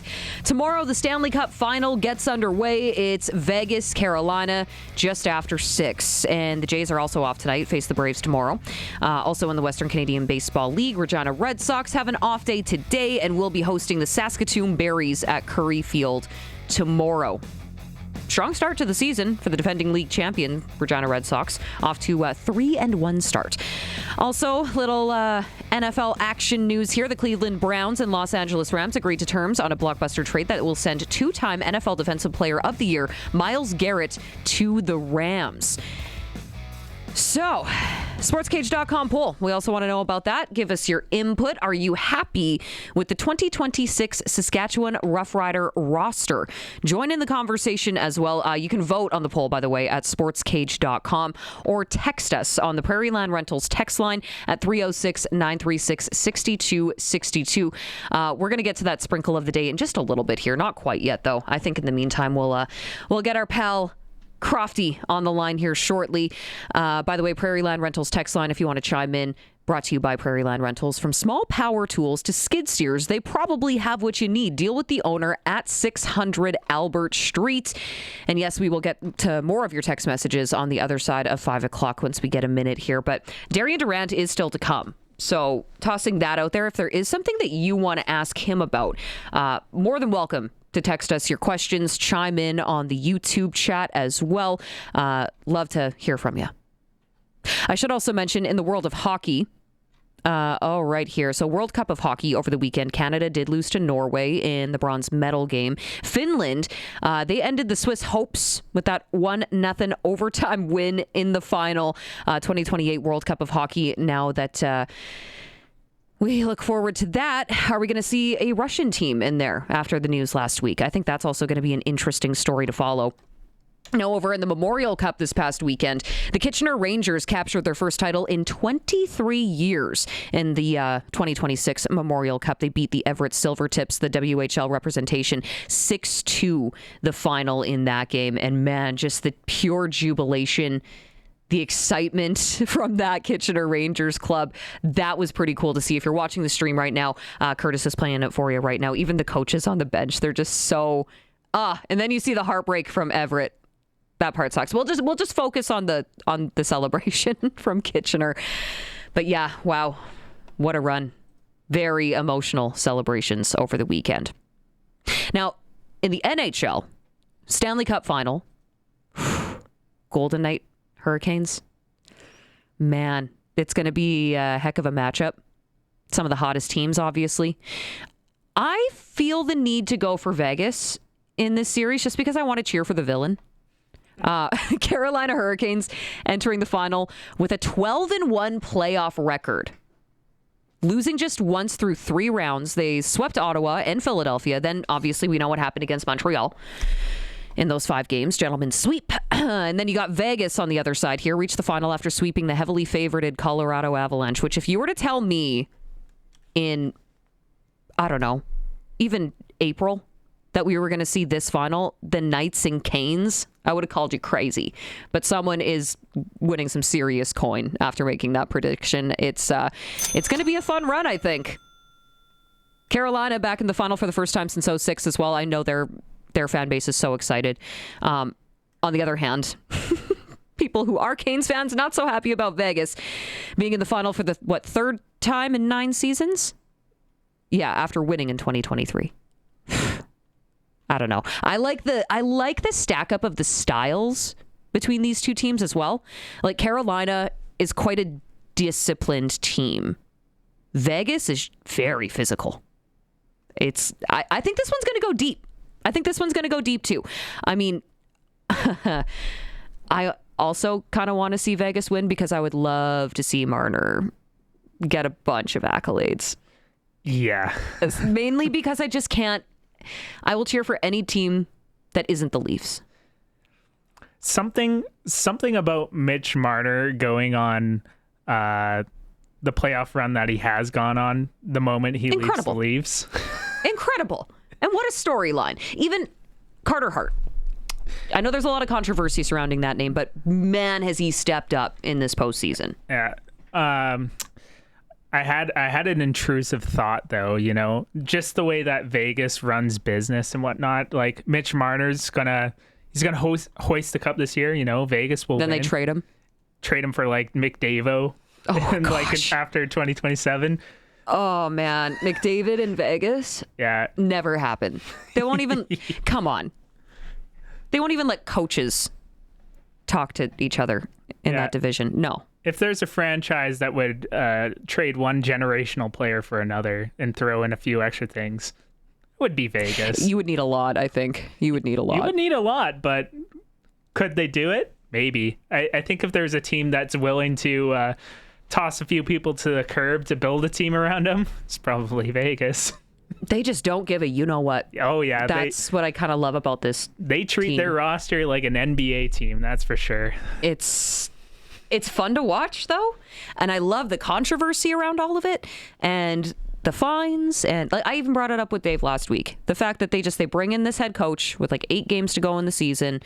Everyone called him crazy, called him stupid, yet here we are, Stanley Cup final. Something worked. Something got them going. Now they might be hoisting the cup this year. I don't know. Their power play, though, concerns me a little bit.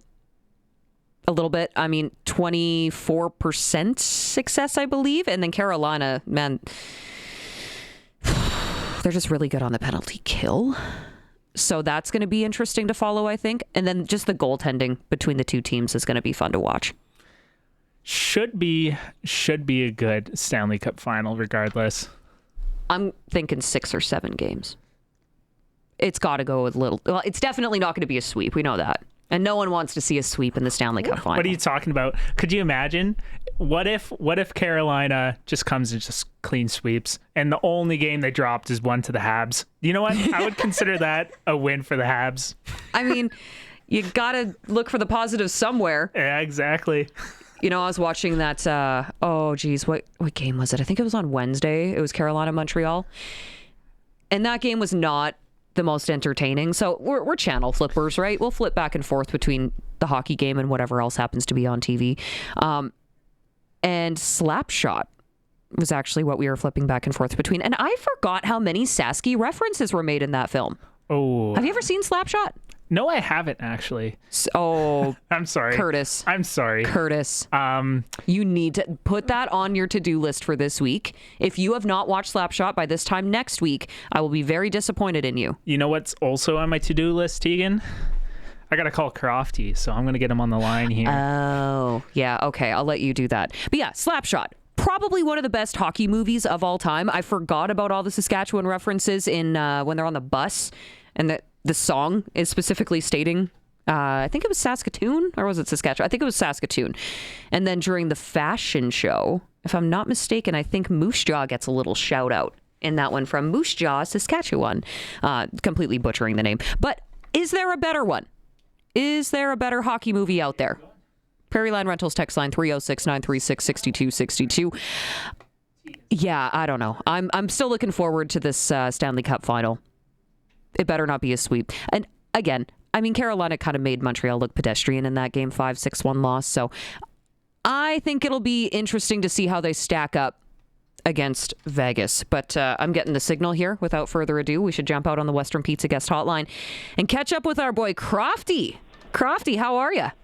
I am great. How are you? Ooh, I just went outside. It's windy out here. I'm going to go back inside. Typical Saskatchewan afternoon. Yeah, exactly. But Crofty, you're here. You're with us. What do we want to focus on today? I know that everyone is starting to get out in the field. We got seed in the ground. Maybe now it's time to shift our gears a little bit here and get some work done out on the acreage. So how do we do that with Croft Electric? 100% correct. You know, as the farmers, the guys and girls, and the ranchers start finishing up their seeding, hopefully it's gone well for them and they got what they need in the ground and we get some rain.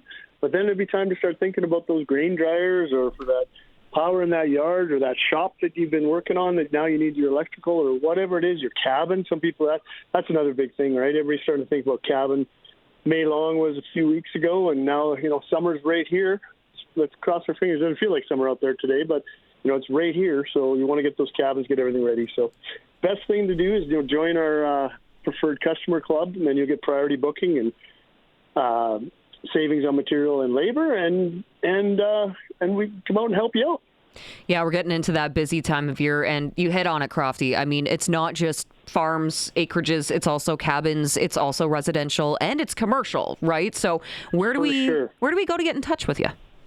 For sure, yeah. Follow us on all our socials, and that'll keep you up to date on all the things we do. And we have Generac specials and all different things out there.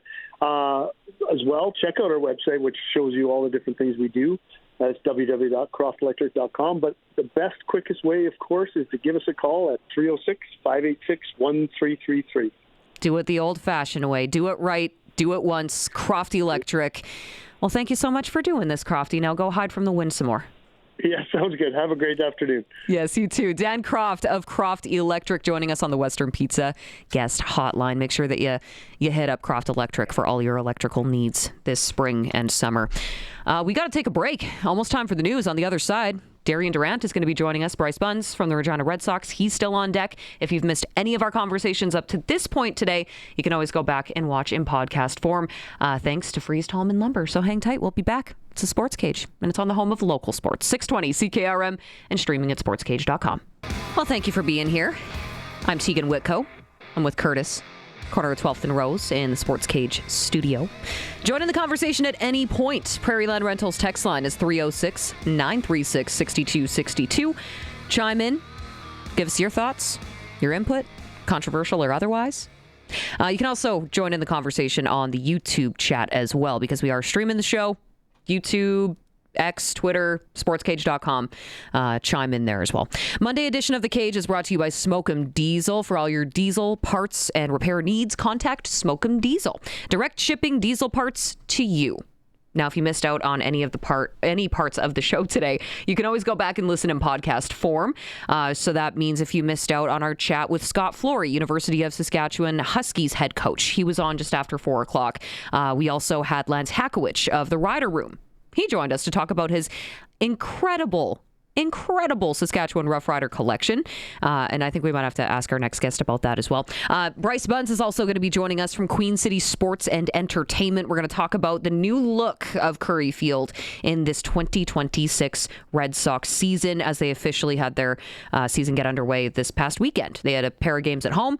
In fact, they've only lost one game, and it was at the hands of the Moose Jaw Miller Express, and their record now 3-1 on the season. So we'll talk a little bit more about that in a bit. But in the meantime, let's head out on the Western Pizza guest hotline. It's time for Double Talk with Saskatchewan Roughrider legend Darian Durant. Double Talk is brought to you by Dutch Agriculture. Precision in every pass and consistent depth and better yield. Visit DutchOpeners.com. On farm for you. Darian Durant. Good to see you as always. I feel like I was seeing a lot of you today because I went to that Rider Room. A lot of memorabilia. And Darian, your face, deservingly so, is plastered all over it. Some pretty cool memorabilia.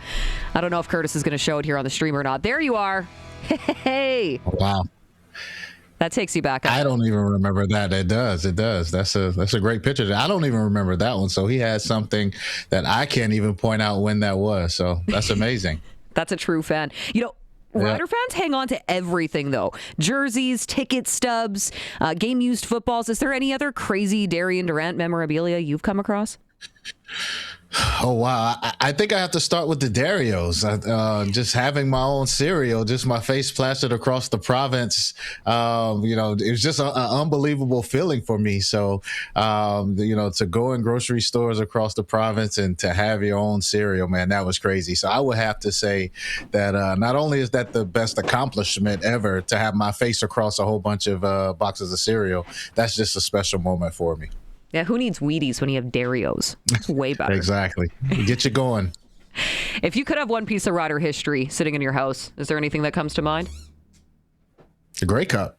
I mean, of course, it's only one of those, but I mean, if I could, I have all the pictures from the game. I have the final whistle. I have the, the hoisting the cup. I have everything related. But if I could actually have that trophy, that would just complete my office, the total package. We'll see if we can put in a good word for you. I don't know. The commissioner's been kind of busy. I don't know if I'm that special. Well, Darian, let's talk a little bit of Riders and the current rendition of this team now that the cut down day has come and gone. There's a lot of talk about keeping 4 quarterbacks on that roster. What's your take? I mean, I think you have to at this point, given that, Trevor's this late in his career. You never know what can happen. And they're trying to find the next guy. And I think you have to give each guy every single opportunity possible. You don't want to leave any page unturned in the competition. So I think that's what you have to do at the moment. You just never know. And, all of these guys show potential. They show that they have some type of ability to go out and lead a team up and down the field. So now it's just about giving them more and more time to compete to see who can come out on top. So you think things might get a little bit feisty in practice next week between Cohn and Shager? Well, I wouldn't say feisty. I think, more than ever, the scout team reps matter. The individual drills every single day at practice. I mean, usually you go into the season, you know your position. If you're the backup, then you know what you have to do. You're usually not in competition mode, but I think, with these guys trying to edge out the job, I think every single rep matters. So I think it's a good problem to have for sure. Embarrassment of riches, as they say. And there I think much of the same situation when you looked at their running back room, right? Because someone had to be cut, unfortunately. I just wasn't expecting Mario Anderson Jr. to be the one that was going to go. Yeah, I mean, look, you just never know. And, with AJ Ouellette pretty much transforming his entire body last offseason, getting in better shape, leaning out a little bit, showing the explosiveness. I mean, he's shown that he's a guy that you can rely on. He had a injury history in the past and seemed to have gotten those ghosts behind him. So he's shown durability and he's shown he can lead. So, maybe the depth's not needed. That's understandable. Looking back at your own CFL career, Darian, what advice would you give to the players who were released this weekend and they're trying to still fight for that job in the CFL? It's got to be a little bit tough. Yeah, it's tough. It's tough initially. I think the hardest part is just having your dreams shattered. I mean, every guy goes into camp expecting to make the team, and it's the worst part of camp when the Reapers come in and you're nervous, waiting for that knock on your door to turn in your playbook. But I think for these guys, you have to stay in shape. You just never know. The coaches have a good idea, even though you were released. It may just be a numbers thing. I mean, it is a business. You can only have a certain amount of guys on the roster. So you just keep yourself in shape. The staff, they know what you can do. You're one injury away. It doesn't matter what position you play. And I've seen it time and time again where a guy has been released in training camp and he's been called a week or two later. So guys just have to try to stay as positive as you can, continue to work out, and make sure you take care of your body, because when the team brings you back, they're going to expect a lot out of you, and you have to make sure you're in the proper shape to get it done on the practice field. Combing through the Rider roster after the cuts this week, how are you feeling about the pass rushing? Well, it's going to always be a concern for me. Like I said, I'm not really looking at the guys that are there. I'm just looking at the production lost. And, like I said, Malik Carney, Micah Johnson, of course, the guys in the secondary are back. So you have the back end covered. But pass rush and pass coverage go hand in hand, and you need guys up front that can hurry the quarterback's timing. You need guys who can get to the quarterback, and you need guys that can stuff the run on first down to get teams into passing situations to have to deal with this tremendous secondary. So I'm not really looking at the names. I'm just hoping that as a group they can replace the production left out by Carney and Micah Johnson. It's going to be fun to see this team back in action, especially with the banner unveiling, June 13th, Mosaic Stadium. And it's going to be against the very team that, they beat in the West Final. That's got to be a little bit of an extra fire in their belly starting the regular season, hey? Yeah, for BC, I know they're looking forward to this. I mean, They probably felt like they were a few plays away from upsetting Saskatchewan in the playoffs, and we all saw that game, and it could have went either way. But it's an exciting weekend for football. I think with both teams getting the bye, both teams being fresh, I'm just so happy that for the first time in a long time, when you look across the board at camp, most teams came out completely healthy, which is great because you don't see that a lot. So with BC getting the rest, Saskatchewan getting the rest, it's just setting up for a perfect opening season game. I'm super excited about it. And I think both teams are fired up as well. Since we spoke last, there was a little bit of news released in the CFL. Stuart Johnston, the commissioner, announcing that there was this landmark, massive TV deal. I got to get your take on this with now DAZN coming in as the exclusive primetime Saturday night's right holder. I think it's great. It's just showing you that even though we may not think the league is growing, it's growing. And the revenue and these deals they're showing you that the league is growing. And I think that's what maybe behind the rule changes a little bit. Maybe let's speed up the game. Let's make it a little more exciting. Let's take out some of the old traditional rules or things of that nature. And let's make the game more exciting for a younger crowd to come in and be able to latch on. You don't want the fans that just come and watch for a game or two and then they're done with the game. You need a core base of younger fans that can just latch on to the sport and become lifelong fans. So everything seems to be falling in place. It shows you the league is in a great financial place, and I'm sure the players will benefit from it as well, with the salary cap just climbing and climbing over the next 5 to 7 years. And I bet it's a little beneficial for Darian Durant, who lives on the other side of the border.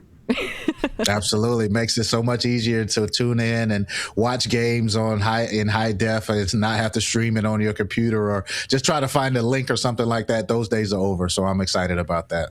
Love that. 2027. Let's go. Let's go. Also been expansion rumors.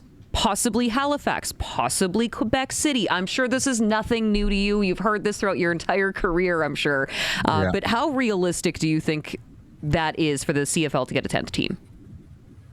Well, now with this massive deal coming along, now you have, some extra funds to kind of finance these situations, get them able to compete early. I mean, you don't want a situation with an expansion team where you have to worry about if their roster is good enough or are there enough good players in the league for teams to lose players and then be able to add another team. So it's a lot of tricky things that have to go on behind the scenes. But with this TV deal, I definitely think you now have the finances to possibly start an initial support system for the whether it's in Halifax or if it's Quebec City, which I'm sure both teams will have a tremendous fan base.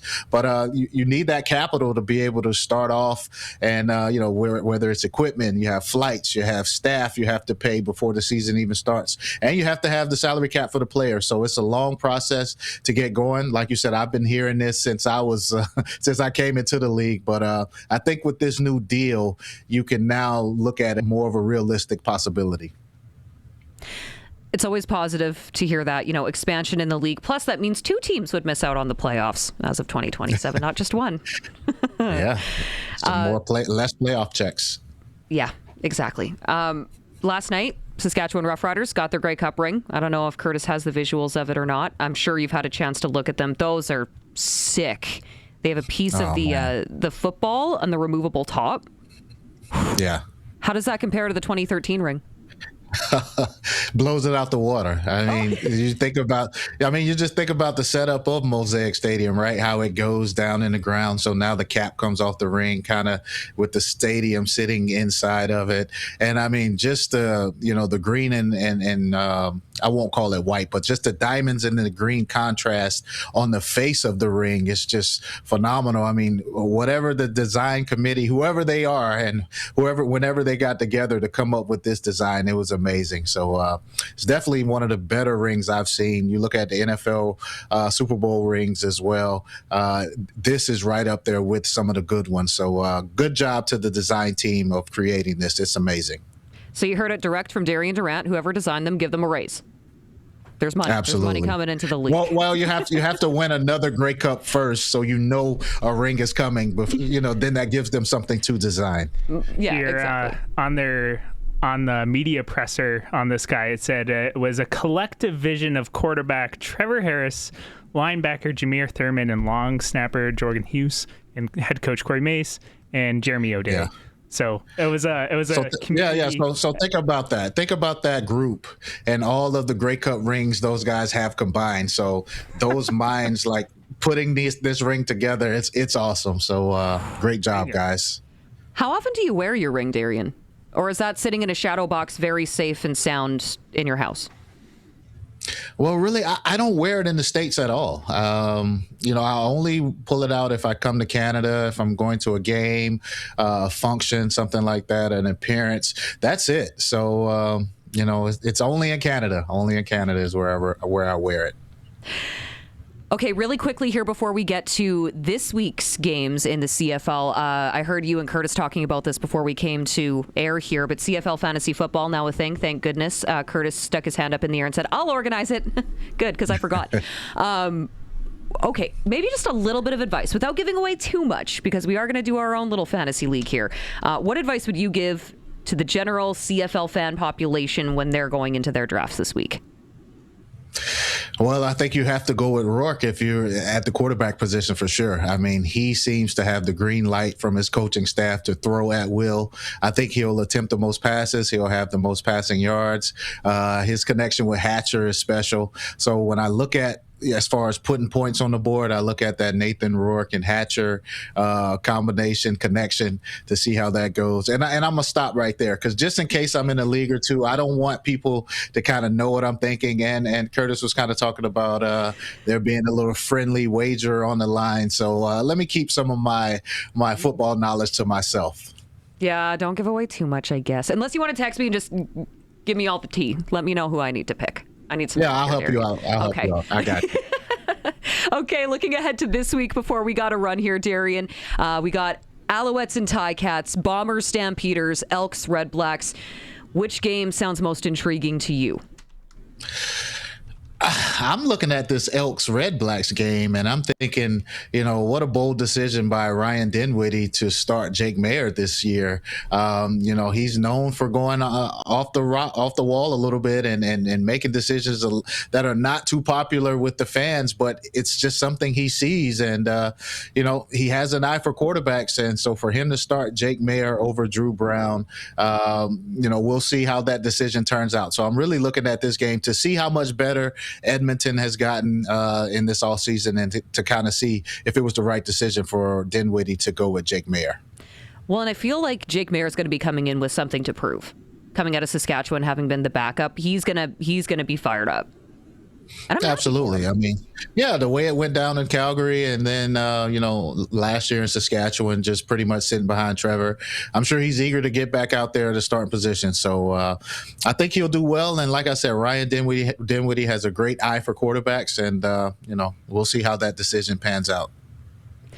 Cool. Well, Darian, I've taken up far too much of your time already. Appreciate it as always. And yeah, we'll talk about that CFL fantasy team. We'll have to get it put together before it's too late. All right. Sounds like a plan. Hold up. I got one question for Darian. Next time you're in town, do you mind if you sign these back? Oh, there he goes. Got the Darios. Oh my gosh. I got you, buddy. All right. He's only going to charge you like $20. No charge. That's my guy. Aw, look at that. Cool. No, thank you so much, Darian. Appreciate it. And we'll do this next week. Absolutely. All right, take care.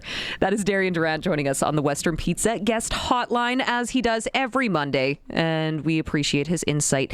Okay, we do have to take a quick break. Still to come, Bryce Bunz is going to be joining us from the Regina Red Sox. You might recognize the name from the Regina Pats as well. Queen City Sports and Entertainment. Now that the Red Sox season is officially underway, we're going to talk about the new look, the new feel, the new game day activities that are taking place at Curry Field. So hang tight. We'll be back with more. This is the Sports Cage, and it's on the home of Rider Nation on 620 CKRM, streaming at sportscage.com. Monday edition of the Sports Cage. Appreciate you taking the time. I'm Teagan Witko with Curtis Gammon. I never asked if that's actually how I pronounce his last name, but I'm assuming it's right because he hasn't corrected me yet. Oh, thumbs up. We're good. Okay, yeah. Monday edition of The Cage brought to you by Smoke'em Diesel. And we are getting ready for our next guest here. Red Sox Report, by the way, is brought to you by Unifor 594. I promise it is brought to you by Unifor 594. Yeah. We'll get to that in a second here. Without further ado, let's get to our guest who is joining me in studio. Bryce Bunz. I'm pronouncing your last name correct as well, right? Yeah, you got it. Okay, so I nailed it. So your official title, is it the same as your Regina Pats title? Yeah, we're going with the same title. Okay, I love My that. understanding. Yeah. One man, many different hats, manager of Gameday, experience with Queen City Sports and Entertainment. Home opener took place at Curry Field for the Sox this weekend. Off to a solid start, 3-1. Yeah. Only lost to Boost Jaw. We'll take it. How you were involved last year prior to the acquisition by Queen City Sports and Entertainment of this ball club. How's it looking different for you? It's looking different because, from last year, there wasn't much we could do with the park. It was, they've been running it very well for a very long time, but this year we were able to already do a lot of, a video board, for example. That's a massive Which looks slick. Yeah, that's a massive upgrade that we got to bring in there. So we're, adding more production, more cameras, and just kind of more elements like that is what we've already been able to bring in for the Red Sox games, which is like 2 games in already. It's already like, it's drawing attention. It's getting people's eyes on it, which is super cool to see. So that's definitely the biggest difference. But I mean, at the end of the day, it's still like last year, right? There's a baseball game happening. Fans are involved. Good concession. Beer batter happening. Opportunity for 2 for $12 beers. That's, it's, you knew it's I was going to ask. It's a staple. So you got to keep stuff like that, which, obviously we would never steer away from. So we still want to keep that experience that, Gary and Sharon and the volunteers have put together for so long. And all my goal is with my team and all that is just to elevate it even more. So it is pretty cool having that video board element because we're so familiar with it when you go to a Regina Pats game. Yeah. Now you can carry over a lot of those same contests and giveaways and fan engagement, right? Exactly. So we've already worked out agreements with the one platform we use is FanX, where people can submit their photos and drawings and stuff like that, right? So we got them to come on and help out with the Red Sox as well, which is tremendous for us to leverage a platform like that. So the hurdle we're having is, I think for most Red Sox fans coming out to games, they didn't get the opportunity of ever taking out their phone and scanning QR codes and all that. So, we got to work our fans into, get the phones out, partake in some of these fun things. There's opportunities for prizing and everything kind of like that. So that's just one element where, 2 games in, we're like, all right, we just got to keep pushing the people to engage with the video board, right? But it's something that's so new. It's people just don't know what to do with it from a Red Sox standpoint. Pats fans have gotten very familiar with our scoreboard and all that, and they engage with it during the whole season and during the whole game, which is awesome. I think we're looking to do the same thing with the Red Sox. And I do like the through lines that you have, knowing what works with the Regina Pats and carrying that over. One of the things that did stick out to me, yes, beer batter. I asked about that last week. But also Autograph Alley, because the season is so short. There are a lot of players that come up from, colleges in the United States. We might not be familiar with them. Granted, we do have a lot of local players as well. But why was it important to have that fan to player connection? Absolutely. So the idea of Autograph Alley for us, so anyone who's gone to a Pats game, we usually stack them more in the front half of the season and all that. And then in the second half, we usually do a team signing or something like that along those lines. But with this shortened season, roster changes kind of happen more frequent in this league and, given time. Very unpredictable. So we thought, all right, we're bringing in Autograph Alley. Obviously, we did it for the home opener, but the goal is every Sunday game, we're going to do Autograph Alley for that. So for Sunday Fun Day, you get the opportunity to come out, meet, enjoy the ball game, have a hot dog and all that. And at the end of the game, you get that game day experience of meeting with the players, getting an autograph, getting a photo with them, and just kind of chit-chatting about the game. So I think that's where the draw was. We had so many Sunday games, and they were spread out so nicely across the season that we could, leverage, having the players be involved with it, and the players want to be part of it as well, which is how do you don't want to say no to that, right? So it's great to, connect people from, like you said, the States and all that with our, diehard fans here in Regina who just want to interact with them and talk ball. And I must admit, I really like the whole Sunday matinee thing. That's why you will find me at the ballpark most Sundays this season.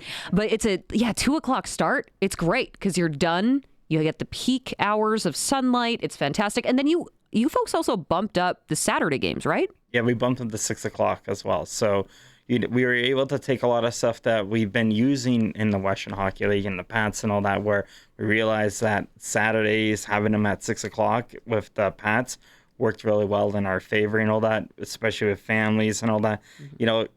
Some games can run really long, so if we can almost have that earlier start time, it helps out with those families who want to come out and take in the whole experience of the game, and, not be leaving the arena for the Pats, for example, at like 10 o'clock, or, same with the Red Sox. So 6 o'clock on Saturdays, 2 o'clock on Sundays, and our weekday games and Friday games will still be at 7 o'clock. I think the only time difference is on Canada, they were going to do that one at 2 o'clock. Which right, because it's a stat. Exactly. Makes total sense. Oh, the Canada Day game. Those are always my favorite. They're so much fun. I don't know what it is. It just feels so much Canadianity. Yeah. Themed games. I wanted to ask you about those. I know there's a number of promotionally themed games. What are some of the ones you're most looking forward to? I think the one I'm looking forward to is our Bark in the Park. I mean, anytime you get dogs involved. And so, yes, anyone listening what game should I come to? Bring your dogs out, Bark in the Park. I believe we have that one coming up here in the next few weeks here in June. It's all on our website there. Oh, there we go. And it's on the stream. There we go. June 12th. June 12th, yes. Come out, bring your dog. Everyone loves dogs. So it's hard to kind of argue with that game. But I think another, fun one that we have coming up is like the baseball night in Canada. So like, it's kind of like right around that time is where, for us, our shift is kind of going into kind of hockey and all that at the end of August. So hockey night in Canada, baseball night in Canada. We're going to kind of, play on the words of that a little bit. But we have a couple of fun theme nights. And obviously a big one is Volunteer and Billet Appreciation Night, because without people like that who help out this organization, our jobs would be very tough. So, yeah. Now, from someone who, I'm removing myself from this because I've been helping do in-stand, for the past number of seasons. So I know how much work goes into a game day experience. The average person probably doesn't quite understand just the sheer amount of work that goes into that. We just show up with our spits and our sunscreen and we sit on a bench and we enjoy some ball. But it's so much more than that, isn't it? Yeah, absolutely.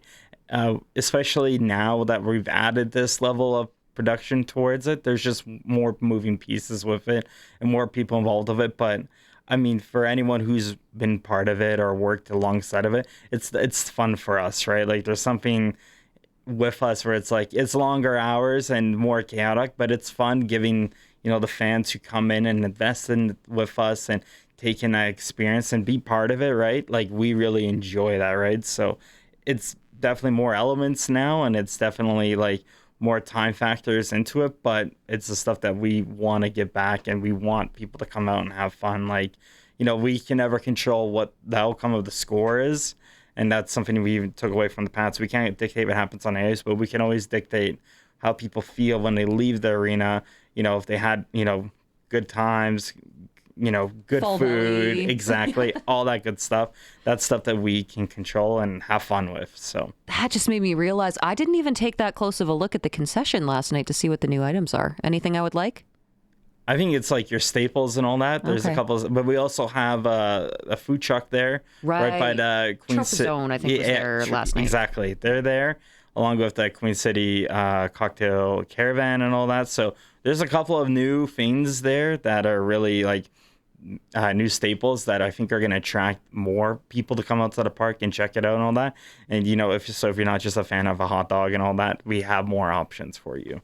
Oh, I like that. I mean, you can't go wrong with a good ballpark dog. I'm a fan of them, but I know it's not for everyone. That's fair. All right, tomorrow night, Curryfield, Saskatchewan Berries in town. Yep, and they're playing well right now too. Oh, yeah. So that should be a fun one. Plus, that rivalry never gets old between Regina and Saskatoon. Never. Or Regina Boost, but that's a whole other...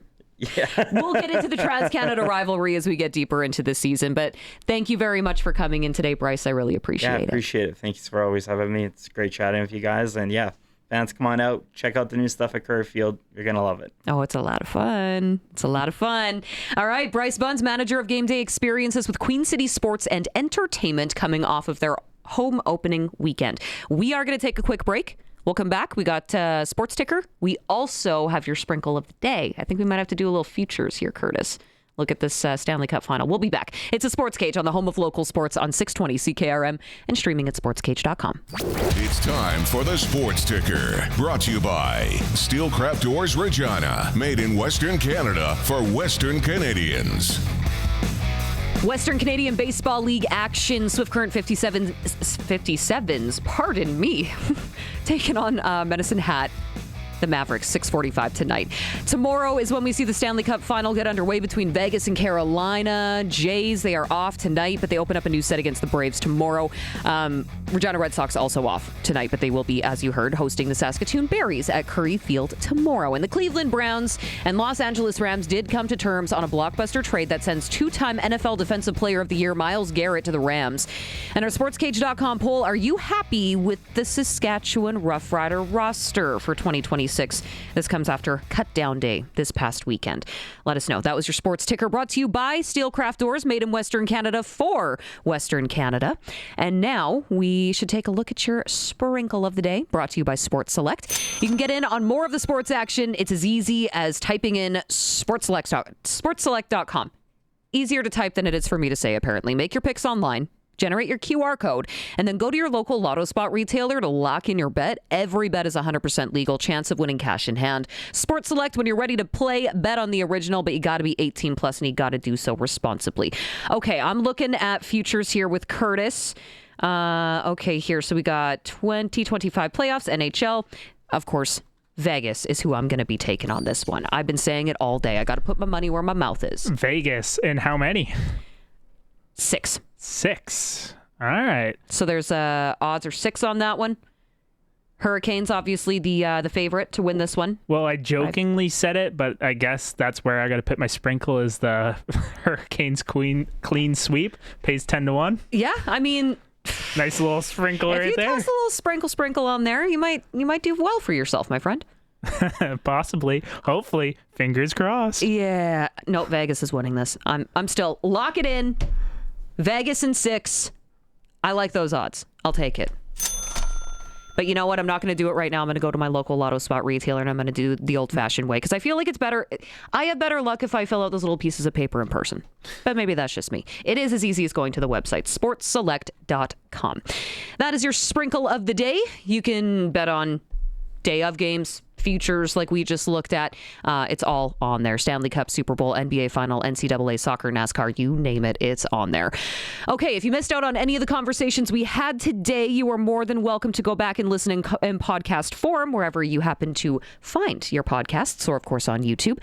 Coming up next, we are going to replay our conversation with Lance Hackewich from earlier. He is the owner of the Rider Room with the most impressive CFL memorabilia collection focused on the Riders. We will hear from him next.